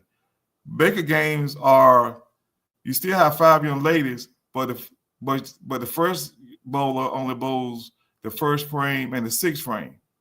The second bowler bowls the 2nd and the 7th. The third bowls the 3rd and the 8th. The fourth bowls the 4th and the 9th, and the 5th bowler bowls the 5th and the 10th. That way, they did that to balance out the teams, because you can have some of these schools can have 5 great bowlers and they'll have a powerhouse. If you're trying to beat them match play, it'd be hard to beat them. But Baker games even the playing field because you only throw 2 frames. Mm-hmm. So that's why they did the Baker games to balance out the teams for those teams that have 7, 8. Yeah. Yeah, have those people who can bowl 300 and average of 250, right? Right. Okay. All right. Thank you, Coach. The one thing I would say about those YouTube broadcasts, I've always said this, and maybe this goes to the SWAC, and when the SWAC does their tournaments, the championships, you got to have some commentators, because a lot of times we're just watching and we don't know what we're watching. You can't usually see the score because even though it's on the monitors, you don't, you know what I'm saying? So I've always felt like if this, and I'm just saying this to say it, not that, but maybe, if you mention it and other coaches mention it, it'd be great to watch those YouTube games and those matches, and maybe having some people there who talk about what we're seeing. I think that would add some numbers and some interest into what we're seeing. I've always felt that, but that's something that I hope we get to, or the SWAC gets to in the future. Yeah, Mr. said the same similar stuff that you had just mentioned, and so I saw one of the big time schools, Vanderbilt. He had it so that he was streaming. He had a camera on his girls bowling, and then he also had another camera on the scoreboard. So, of course, I might not can beat you, but I can do what you do. So that's what I went out and bought. Even if I had to spend my own money, I still went out and got it so I could stream the same way. So the way FAMU is set up, they actually, if I need a visual arts person or a person that can commentate, I could probably travel with them, or they could travel with me, and they can actually do that. But I just want to get my feet wet and get all set up before I try to do too much. So now that you mention it, I'll probably try to do that as well. Well, don't try to do too much, Coach, because I'm full of ideas. We're full of ideas over here, Coach. So don't chew on more than what you can take on. I love ideas and I love gadgets. So there you go. All right, we're gonna get along real well. Yeah. I can't wait to meet you in person, Coach, and maybe I have to get some of them pointers so maybe I can break into the hundreds. I tell everybody all the time. You know how to bowl, you just don't realize it, and it's very simple. Most people look at the pins when they bowl, and then that's you don't do that. they put those arrows on the floor, those dots on the floor. The bulls are running the same way for a reason, and you have to utilize those bulls, those dots, and you'll see how simple it is. And once you see how simple it is, you're gonna learn it, and you might even join the league. See, all right, there it is, and that's a tease for the next time Coach Williams comes on the ONG. Yep. We're going to a segment called Bowling Tips with Coach Williams right here on the ONG, and he just gave you the first tease. So now I'm kind of excited. I haven't gone to the bowling now and figure out what I'm doing now. See, Yeah. There it is. Good stuff. Well, hey, again, Coach, it's a pleasure meeting you, and thank you for coming on. Outside of your email, are you active on social media? Is there a Twitter or an X Instagram handle that we can catch up with you on? I'm in the process of redoing my Instagram and Facebook. I had to transition from one school to this school here, and I haven't quite completed it yet. Okay. So, and plus, I plan on working with one of the young men that's with FAMU to set up a Facebook page and Instagram page and all of that. So, all right, it's gonna be exciting this year coming up. Well, when it goes live, don't forget to tag us at ONG StrikeZone. You see it right there. Just tag us. We'll follow, and we'll make sure to retweet any and every time that the bowling program drops some info, okay? All right. I'll be glad to. All right. Coach, again, it was a pleasure meeting you. Pleasure talking with you. Thanks for coming on. We know the program is going in the right direction, and we can't wait to see what you do with it. All right. And Coach, if you have any recruits, I mean, I know you can't speak on anybody until they actually sign, right, like a formal name, but you see our social media handles down there. If you know of anybody who's committed, you can feel free to send their account information and we'll retweet their FAMU commitment. Okay. And that's how we build the following of the players and of the team. Okay. We got you. We're gonna make them feel. We're gonna welcome to the family, as we like to say. So we'll make sure we do that with all our sports. All right. All right, Coach. Hey, well, thank you again. You have a good night. Pleasure talking with you. And you always got a spot here on the ONG whenever you want it. All right. All right. Thanks a lot. All right. Take care. All right. Have a good one, Coach. All right, you too. All right, Coach Jeramy Williams. Well, I'm excited about the 80 Sons. Got her another one. Got another good one. She knows. Whoa, she got a good one there. Boy, I feel confident about that. What was that, Marcus? What were you just doing? You got a scratch? What are you doing? No. I got a bracelet on where my watch usually is. What is that? What are you doing? You got 10 minutes. Yeah. Marcus, you can't go anywhere because you went to sleep last night, Marcus. I am not letting you leave when with 15:03. I know.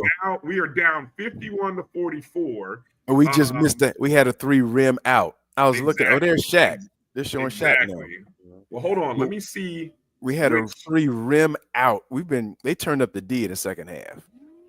I mean, I told you it was eventually coming. It's like, we rimmed the 3 just rimmed corner 3 just rimmed out. We'd have been down 4. It's like, All right. So while we're talking here, we're gonna bring up the game cast so that way we can. I don't know how this is gonna be funky. How this is gonna work now. I'm trying to see how much of the game cast will show. All right. So here we go. It'll show like little animated stuff. Yeah, I don't know if I can get it to show any more or less other than what we're seeing here.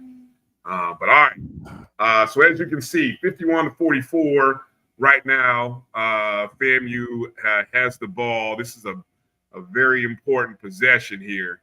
All right, it's lagging, or you're ahead. Well, I'm ahead. Somehow I'm going to be ahead of of everything here. So I'm going to be. I think I'm ahead of the ESPN feed. Right. You might be in sync with it. Because right when the change scores, right when Yeah. My biggest thing is it seems like we're having challenges with their bigs because they got 2 big guys. They got Grant and whoever number 13 is. That's was it Romel Mansell? Did he come over from Valley or somebody, or just somebody that they just did like a screen and roll? right now, Coffee is the hot man. Rod Coffee with 19 points right now, playing really big right now. You talk about, Mansell's right there. So somebody just hit a big three. For us or for them? It was Coffee again. Coffee, yep. Yeah, you're a little ahead of my broadcast. Well, I mean, you guys tell me. Do you want me to keep? You want me to take this off or what? Oh no, I'm fine. Well, as long as we keep scoring, I don't care. All right. So I'll keep that screen there because it is keeps showing. Damn, they just came back and answered. So we'll kind of see how this is playing out. Yeah, so as I'm seeing, definitely I'm about 30 seconds behind the actual StatCast there by ESPN. So yeah. All right. While that's going on, I guess we've got to make mention of the close for the women's season. And their matchup. You want to go into that, or you want to take a short break, or where are we at, guys?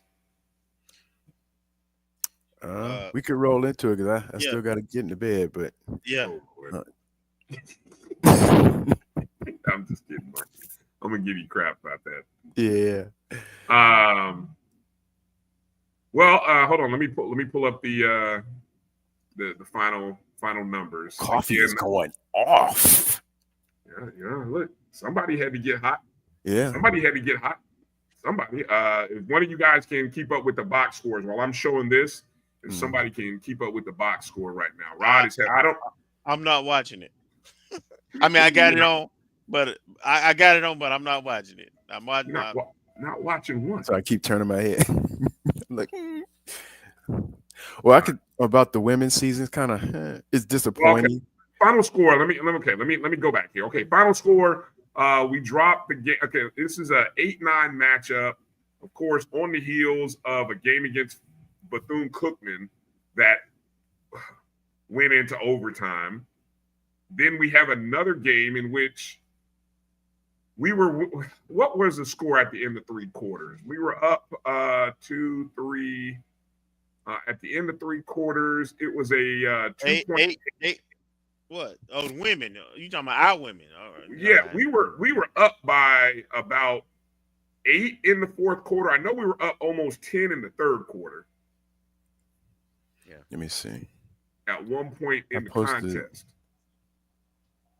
Let me see. I'm looking at it here in the fourth quarter. The score was tied up early in the fourth quarter. The fourth quarter was back and forth. I think the lead changed several times. There were a couple tie games. It's the third quarter where I had somebody and I was on live with Dr. Cavill and Dave, and we were up by as much as 7 with 5:25 to play, 35-28. We were up 8 with 4:11 to play, 39-31. We were up 8. And we were up 7 with 1:09 to play. Now, again, what I just said, we were up 7 with 1:09 to play. Prairie View closed the quarter on a 5-0 run, and then tied it up at the start of the fourth quarter. And from there, we were in a dogfight. We were in a rock fight from that point forward. And I knew, and the sad part is watching how this season has gone. I knew we were in one of those games that was going to be frustrating for us, we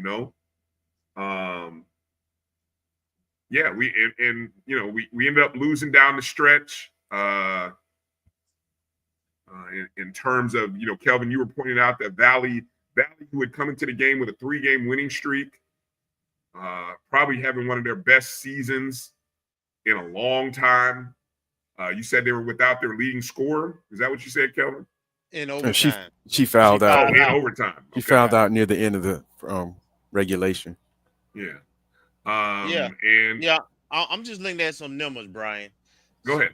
It was a brutal game. I mean, we shot 34% from for the game field goal percentage. They were 29.2. They shot 7 of 20 from 3-point. We shot 3 of 16. Griffin really had a tough shooting night. I think she was like 2 of some double digit number herself in terms of 3-point shot and so it wasn't a pretty game by either team.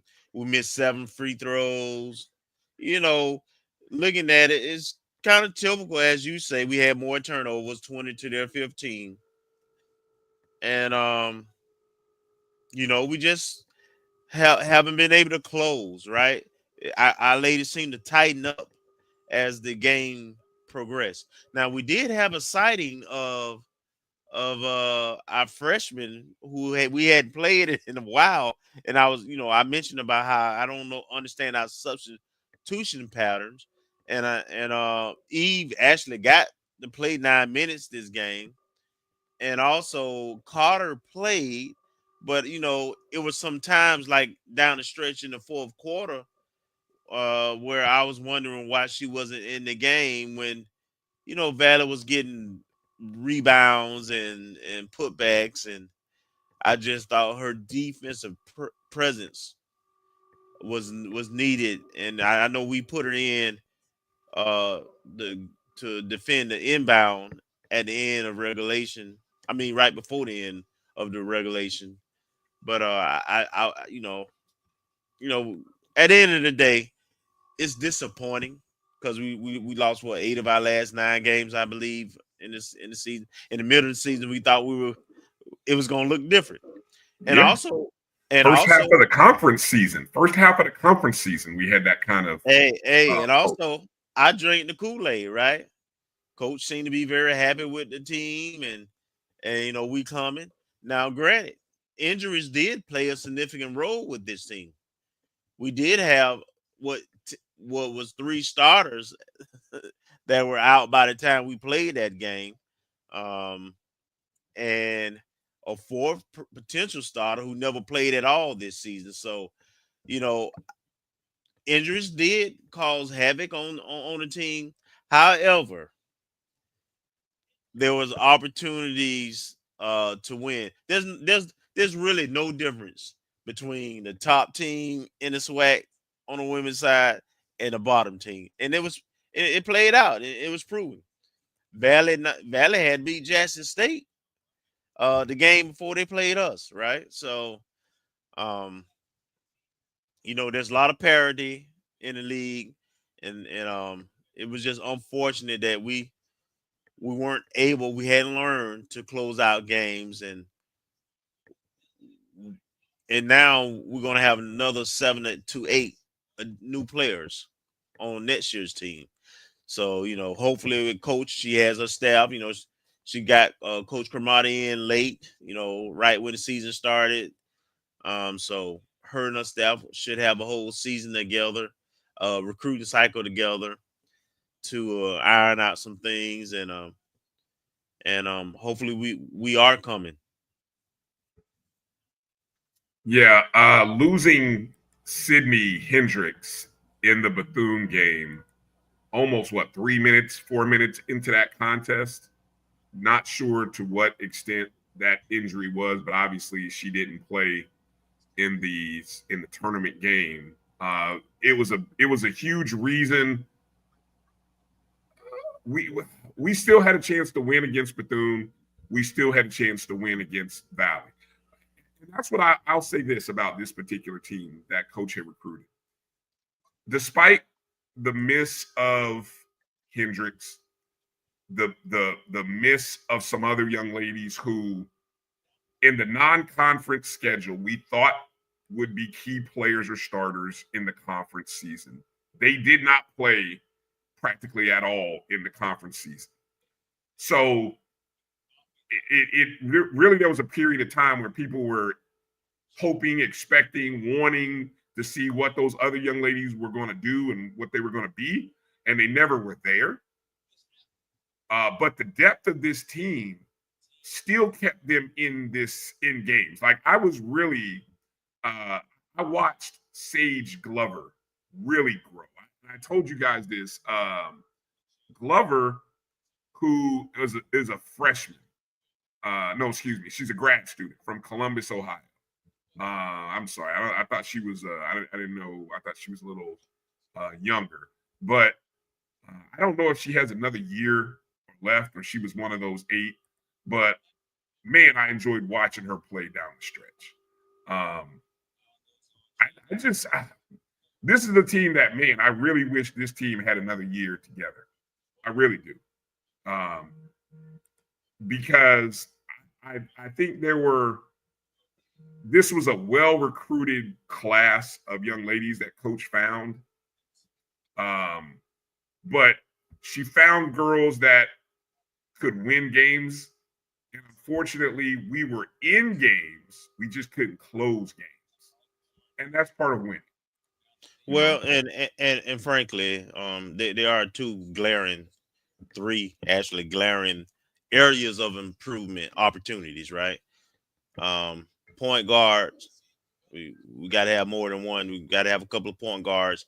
3-point shooting, we just didn't have a consistent knockdown 3-point shooter. We got to get better there, and then consistent post play. So and when you say consistent, see when I hear you say consistent, I like our post play, but what's not consistent is their ability to score. Now, they get opportunities, they get to the free throw line. They're not bad defensively. It's just I talked about this on another show. The stat of points left on the floor, nobody really keeps that. Missed layups. The missed layups, the points left on the floor, man. I mean, it's a difference maker. It really is a difference maker. And this team, to our knowledge, the only hold on, I'm gonna just look at the roster here, and just quickly kind of break down.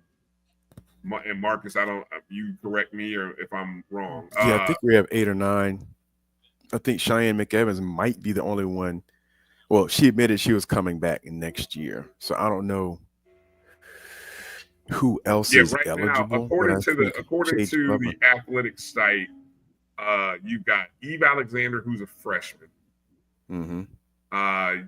You've got another guard, Kayla Massey from Jacksonville Revolt. I don't think she played much. Amaya Lloyd, a sophomore guard, and Sydney Hendricks, a sophomore guard. Now, outside of that, Coach said 8, right? So if I'm just looking at the 8, I see grad student in Nia Bostic, grad student in Sage Glover. Now, grad student in Cheyenne McEvans, but we do know she's supposed to be back.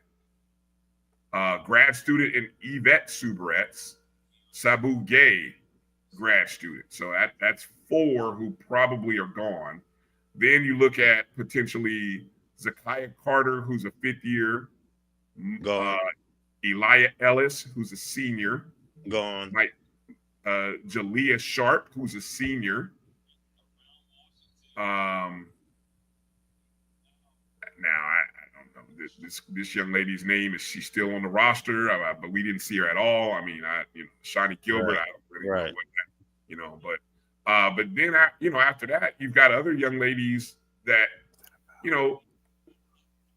who knows if they're coming back or not. But man, it just it's gonna be interesting watching to see how Coach rebuilds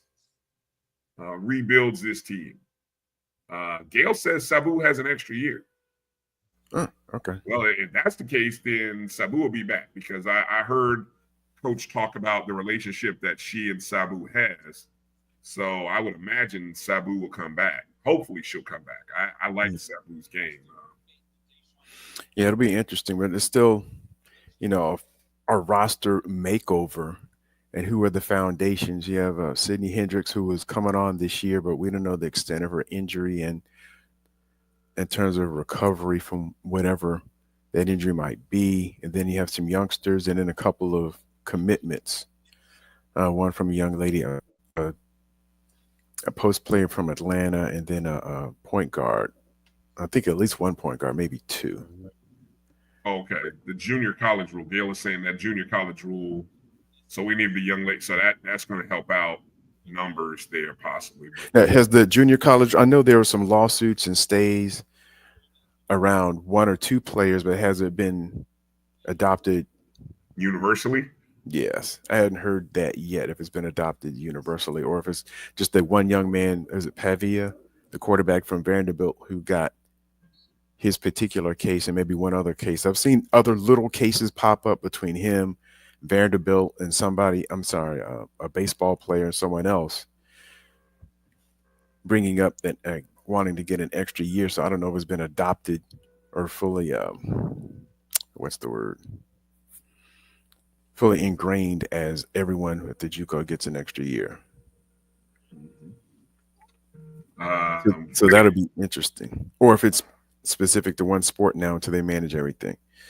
But yeah, I mean, to your point, we have a lot of points on the board, and not only in that game, because I was listening and I just hear layup missed, and things like that. And just one thing that I was thinking about it this weekend, even before the tournament started. And it's a short little story that back in the day, way back in the day, me and my housemates, we didn't have like Commodore. We had Commodore 64. We didn't have a Sega or anything.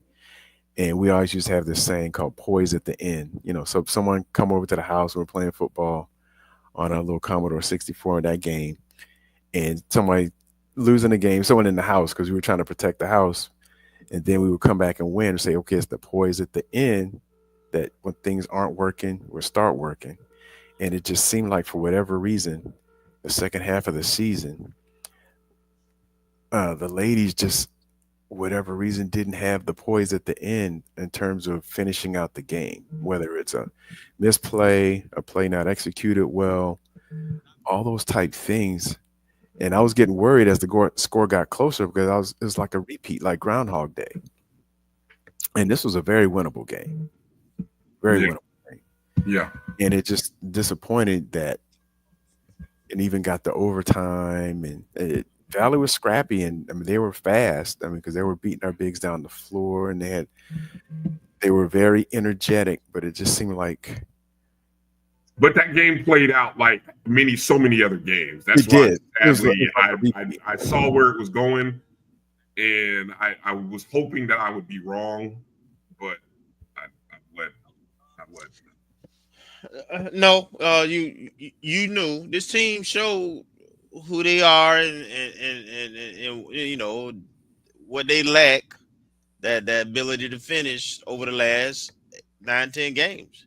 And so, I mean, it is what it is. But yes, Marcus, the NCAA did adopt the rule for the JUCO players who would have finished their eligibility this year, who had at least a year of JUCO. They're extended to next year, so they get 1 year of eligibility for next year. And I will say my last thought here. I've heard of statistical data here as Jackson State just hits another. God bless it, man. This game, we got to within 5, 6. Mm-hmm. Just couldn't get enough stops. And what we're missing. We definitely are missing one more guy. I mean, as you can see right now, Coffee is doing everything in his power to get this team. He's having a career night right now. Yeah, it really boils down to those 72 points with 6 minutes or something left. We just not getting enough stops. Nope, not getting enough stops. Yeah, big basket. Yeah. And they're consistently 29 points right now on 11 of 19 from the field, 4 of 8 from the 3-point line. Milton Matthews has 15. Chapman. What's killing us right now is Jadarius Eatman and Jameen Charles have 1 point combined. That's what's killing us right now. And Caleb Washington is giving us nothing. 0 for 8 from the field. Yeah, that's unfortunate. That's typical for him. Well, he's not a super shooter. He's a mid-range kind of drive guy. Double-double. The kid had a double-double yesterday. One time though. That's not normal. That's not normal for him. He's going back to more what he does. He defends. He's long. Coach like him because he can dribble. He defends. He's long, but he's not much of a scorer. His offensive game hasn't really been developed yet. If it does, he could be a monster, but he's not a great 3-point shooter, and right at this point in his career. Yeah, Shakir has just 2 points right now, 1 of 2 from the field. Dad's in the building. Apparently, I've seen a lot of people texting that. Here's my I'm going to say my final thought here regarding the women's basketball and the way they lost games and closed the season out. That and there is statistical data to back me up with what I'm about to say because I've heard it discussed. When a team has that many close 1-point losses, it usually flips the following season. Now, the asterisk to that is the returners who are coming back. If you have a significant number of returners, that number will change next season. And I say that one would like, even if we had won a bunch of close games, the following year, we may not win those. But being as how we lost a lot of these one-possession games, there's a high probability that next year we'll win that. And we'll win it from 2 points. One, coaching will make some changes. Because I think in the offseason, Coach Gordon's staff will do some of the things that I know, Kelvin, you talked about the rotations. People have talked about the in-game play and strategy, playing zone and things of that nature. I think all of that will come it'll come out next year because you understand that when you've lost the way you've lost, you'll have a little heightened sense of what you can do to prevent it.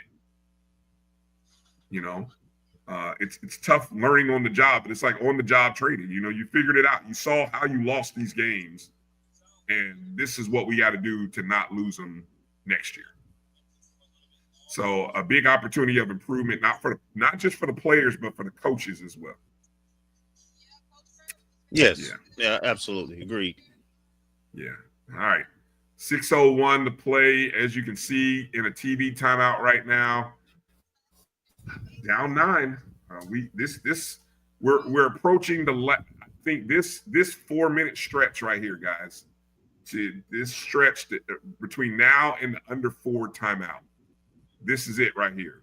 This is the home stretch where we got to cut this to a 2-possession game here in these next 3 minutes. So obviously, and with that, Bryan, I would say we probably need some cheap, tough baskets from our bigs or our guards penetrating. I think we need some easy baskets at the basket. I'm afraid without Young being there for us to get trigger happy from beyond the 3. We're in striking distance. So, hopefully we won't get trigger happy and shoot ourselves out of this thing. Mm-hmm. That's what it seemed like happened in the first half because we were just jacking up threes and missing, and that's how they get to that big lead early. Good air ball. All right.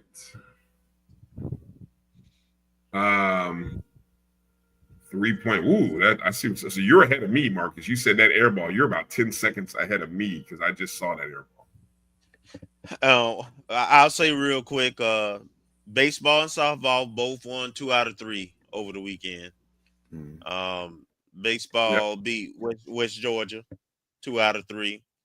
Softball be 6-9 record right now. Yep. Which is, I'm telling you, people were, a little bit worried or skeptical. I'm looking at our out of conference schedule and who we beat in baseball, games we won, and I'm very optimistic with it because this team was so new and young, right? And we, for us to get that many out of conference win, now we heading in the SWAC play. We start off with Pine Bluff this weekend at home. I expect us to start stacking up some W's. So Did we play that series I think against where North we need to Florida? be. Say that again. Did we play North Florida on Tuesday? Yes. I think we In lost that Jacksonville? game. We lost. Okay. They jumped on us early, and they was up like 10-3, but the game ended up being a 13-10 game. Oof. Yeah, a lot of offense. 10-point ball game coming up on 5:15 to play, or 5 minutes, depending upon where you're at here. Roderick Coffey III having a career night, 29 points, 11 of 19 from the field, 4 of 8 from the arc, 4 rebounds, 4 assists. Milton Matthews with 15, Jordan Chapman with 15. Again, no player of the year, Sterling Young, not available. And yeah. All right. Needed that one. Yeah, your boy just kind of fell down like somebody shot him. Come on, you got to make this 3. Bam! Let's go. Down to 7. Jordan Chapman with a 3. Down to 7. All right. I don't want to watch it with y'all, man. This the watch party. This the watch party. We can't leave now. We got people are watching with us. This is the watch party. Hey, my superstition kicking in. Oh, come on, stop it. Yeah, I might be a few seconds behind a lot of people. Who does softball have this weekend? Since you mentioned baseball, we got UAPB. I believe they headed to Daytona. Okay, because they do have an event that they're doing. It is. Yep, they're at Bethune this weekend. They're doing an event over in at Eustis High School on Thursday, and then Friday they're over in Daytona Beach, taking on Bethune. Friday and Saturday doubleheader. Saturday doubleheader, Friday afternoon. You mentioned that we took 2 out of 3. How's Coach P doing? You had a chance to see her this weekend? No, I didn't. I did not make it. I didn't have a chance to go this weekend and catch any of those games. So okay, but she got one from us. She did. We dropped the game 1 2-1. Right. And we came out and put the whoop stick on her. Oh man, 14-1. The whip stick. Yeah. And my understanding on the game 1, I mean, it was just one person, but did we have a chance to pull that one out? We just couldn't. Or we had runners on base or somebody. Yes. Yeah, that's what I heard. I didn't look, I didn't see it, but yeah, I did hear the same thing. We had opportunity and couldn't cash it in. Look, I'm gonna comment on EA. EA and whoever else. You guys want a when? Let me say it like this: when have you seen us play anything other than the what we're playing right now defensively? And I was going to get into that with Coach Gillespie. That's who we are. Because Coach Gillespie, that's the one thing. He's the only coach over the last 30 years that I've watched. He would change defenses 7-8 times a game. We ran every defense possible. Zone, boxing one, traps, you name it. And I used to love watching Coach because, his teams really did play multiple defense. No matter who we was playing, it was part of our game plan to show them different looks. Well, I'm just that's great, and I mean I don't discount, but I think at this point in the season, guys, We got to look. This is what we are. We are a man-to-man team. Oh yeah, no, you can't institute nothing now. And yeah, exactly. You guys wanting to go to zone. I mean, you can't change up and go zone when you don't play it. See, we got to be able to rebound. Unbelievable. We cannot. Which is another reason why you don't want to go zone, along with the fact that who is that? They've been shooting well too. So yeah. Mm-hmm. Well, it looks like they. I don't know. Switch. Chapman got caught on a big, and that's a mismatch. Chapman can't guard 13. Grant. No, it's the other guy. It's the well, what the problem is? Okay, so Jackson State's got the two bigs, and thus because we're running only one big, which is Eatman, somebody's going to get mismatched, and when they pulled Grant away from the basket, and then it leaves the other guy who's having the career day for them. That's 13, Mansell. Yeah. But, I mean, Grant's got a double-double right now, 16 and 16. Well, I mean, I told Ruffin's got 25. I told you when we lost him last year, he went there. I was like, now he's a big that actually has some post moves. And remember, he was recovering from a leg injury. He was coming from a leg injury, so he wasn't even 100% last year. Oh, you joking me? But we complained about our own coach defending that's him not by a foul? putting him on the bench. That's not a foul on the 3-point shot? No. Wow. 3-point shot by Shakir. I couldn't tell whether he was fouled or whether because obviously when you land, you're supposed to be able to land. Yeah. And Jesus. Down by 10-point lead. 10 with 3 minutes left. I mean, it's not over, but and now he's going to the free throw line after getting fouled there. But 3:25. Well, what did I say? Did we cover any ground in that 3 to 4 minute stretch? Not enough. I don't even think we did. I mean, I feel like it was a 10-point game at the 6-minute mark. Edwin says plenty of time. Well, I'll tell you, there might be plenty of time, Edwin, but that means you got to get consecutive stops.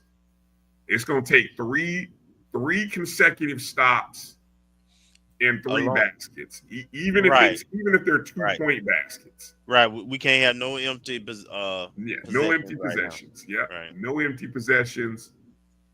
Got to come out of this with something. Jeez Louise.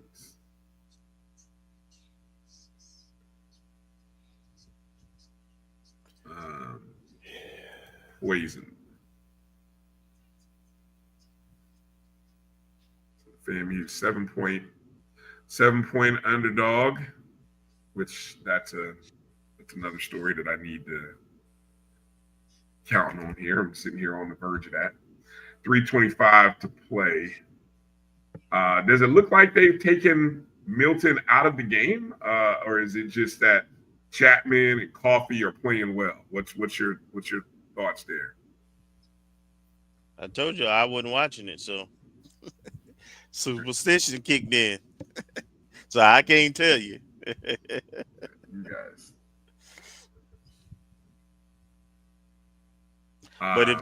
But if they have him out, I don't think he's out. It's just I'm not seeing him getting the ball, which I don't know who's guarding Milton. Which I mean, if Jackson State has decided to put somebody on him, that could be a factor. Yeah, I don't think he typically is aggressive in trying to create his own shots off the dribble. He will drive. He's capable of driving, but he likes to lurk around, come around on that curl and put up the 3. That's his thing. So because of that, because he likes to linger around the 3-point line, I think sometimes he may take his own self out of the game. Eatman has fouled out. When did Eatman foul out? I don't know. Well, we're down to one big now. Eatman has 5 fouls. Jordan Chapman has 4 fouls. Eatman is a big loss. Yeah. Because he's our physical big, right? Charles and Washington are giving you nothing right now. Shakir, nothing right now. We're guard short. Yeah, this is the challenge of. Yeah, this is the challenge. You built on 3-point shooting, and your best one is not available. Yeah, it's tough. And free throws. Edwin, I agree with you. I mean, there should just be a little mini camera focused on every squad. I mean, right now it's been pretty good. Down 9. Oh, not anymore. Jesus. Down 11.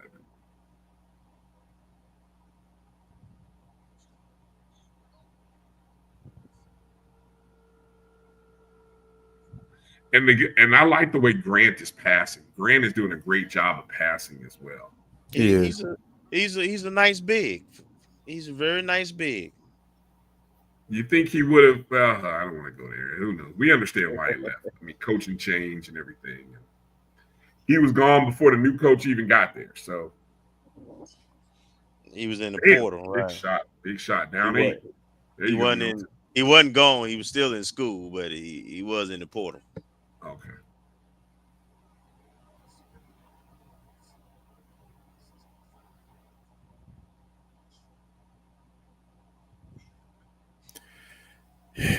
Can't keep trading 3 for 2. No, definitely can't. No, EA, it's not. It's not that. All right. We are what we are. We are a defensive man-to-man team, EA. I mean, that you just have to buy into that. We are what we are. You know.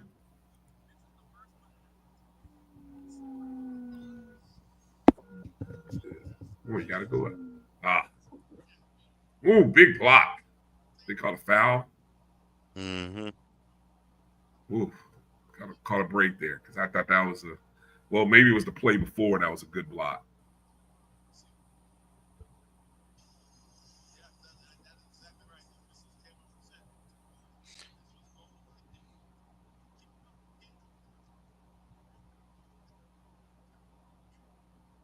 Coffee has 30. Chapman 18. Matthews. Oh, they call goaltending. It looks like because I seen it. Isn't that what the circle finger means?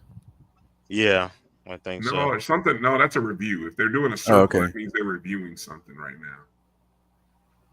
I don't know what they could be reviewing. Yeah. Seeing if he pinned it against did it hit the backboard before he pinned it against it, whether they're going to count a basket or not. That's my assumption.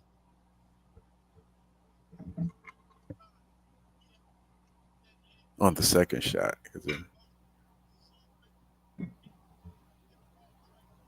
See, okay. What I would have liked to have seen is when Eatman got that rebound, I would have loved to have seen Eatman just be able to tip that back in because that's what that was. He was Charles, not Eatman, Charles. Oh, I'm sorry, Charles. Thank you. Yeah. I guess they're looking to see if he hit it on the way down because it hit the glass, but whether the block was. Yeah. If it hit the glass before, then it's goaltending. I don't think it was goaltending. If it hit the glass first, it is. Yeah, but I guess they're checking to see if it was just a bad shot or if he actually altered it after it was on the way down. That's my guess. I have the volume turned on mute.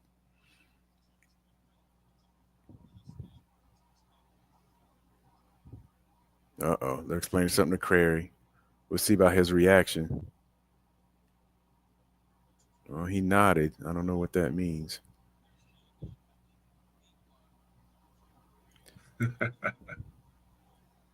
So I don't know if we're getting the possession. We're getting possession of the ball, but no points. Wait a minute. He's taking his side out of bounds. Oh, wait a minute. When did we get black uniforms for the cheerleaders? Thought they had on green yesterday or a different color. Is that us in the black uniforms? Because I can't. Yeah, that threw me off. Okay, so we are in the black. Oh, that's us in the black. Oh, Jackson got the ball. How did they get the ball? Unless it was a jump ball. Is that what they call? They must have, because they got possession of the ball and just scored.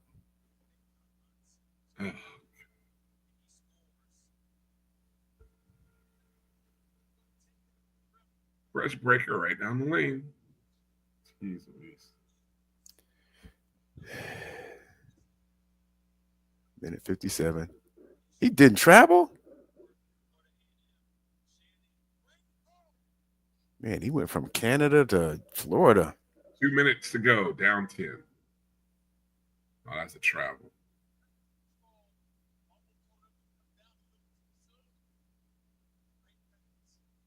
And I'm not sure how they called the foul, unless they said the rim was the foul. Yeah. I don't know where the foul come from now.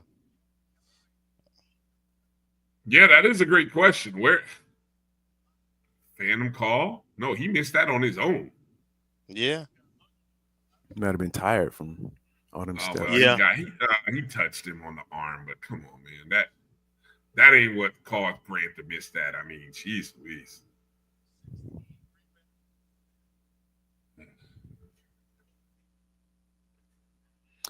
Bryan, look at our stats. How many three-pointers have we taken this game? 27. Yeah. 10 of 27. 37%. Jackson State is 8 of 17.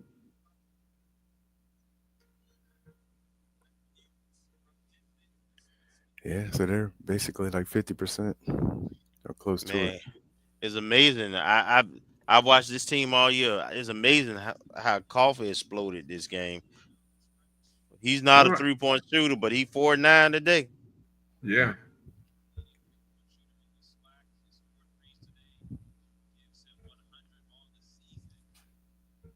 Well, I mean, I look at any number of guys.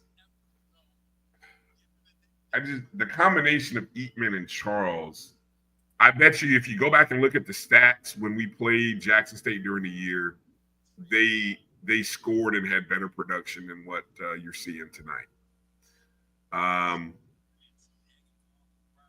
Also, Caleb Washington giving you 3 points, all three come at the free throw line. That hurts.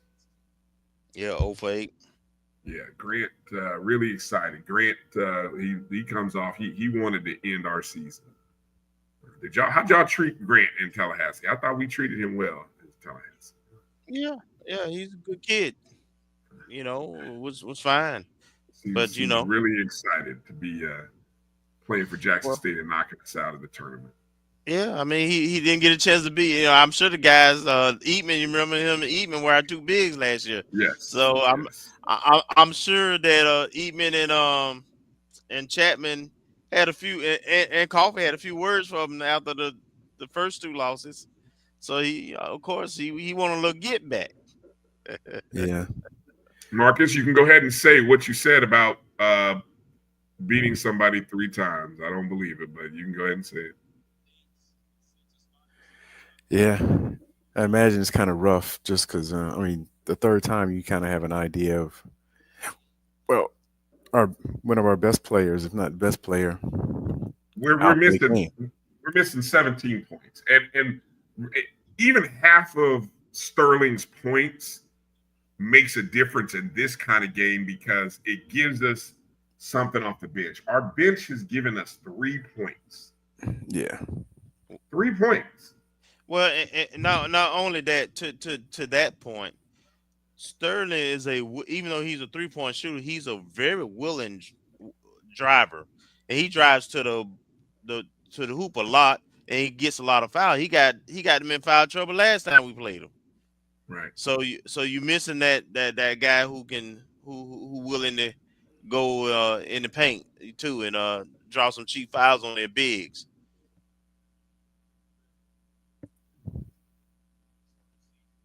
And that free throw 86-72, 87-72. Yeah, my 7 It's up to a point. 15-point balloon. FAMU had been one of the best covering teams all season against the spread, by the way. I think coming into this game, they were number 1 in the nation. Not to be tonight. Yeah. Yeah, with that, I have to get ready for work tomorrow. Watch this. Hey, Marcus doing the Steph Curry on us. Night. 50 seconds till it's time. Yeah. Well, quick reaction here. I will say this. We took a big step forward. We getting our very first SWAC tournament win, men or women, yesterday. It really sucks that we came into this game not at full strength. I would have loved to see what we could have done full strength, but it is what it is. It is what it is. Proud of these guys. Guys, any quick reaction, final thoughts here as we get ready to close out the show? You just wish, wanted them to make a long run. Great season. Really good season. Considering all things, glad to have Coach and here and looking forward to building upon this season for the program. Marcus. Yeah, the same. It's a good foundation. He has some something in his arsenal now to be able to go out and recruit. I'd have to go and look. I don't know if we've gotten any. I can't remember if we've gotten any commitments on men's basketball. I know we have some on women, but he's been putting it out there and there's been offers. So, now it's time to build on the momentum of this year and turning the team around. The speculation is going to be rampant.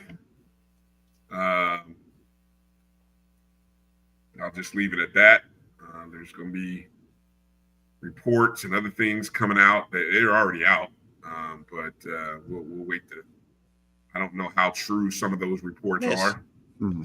Hey, let me just put it this way: messy people gonna keep up mess, and we'll keep it moving, and what happens will happen. Yeah. I know the recruits want to come. I know there are recruits. I've taught the coach firsthand. I know there are the recruiting to Florida A&M is going to be outstanding. So the future is right. I think people know that coach can coach, and the doubters hopefully realize that. And it'll be fun watching this program grow. Because I think we have one of the rising stars in college basketball, and as Marcus has painfully alluded and reminded us, because of where we are and what we are, we better enjoy them while we got them. Am I summarizing that well, Marcus? Yeah. I mean, also, there's been a lot of chit chat, and even with Eddie George moving up.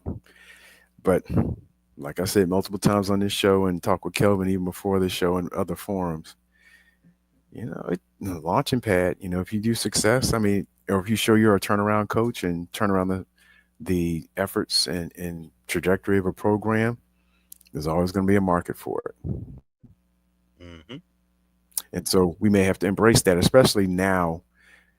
The coaching has always been transitory over the last 15, 20 years.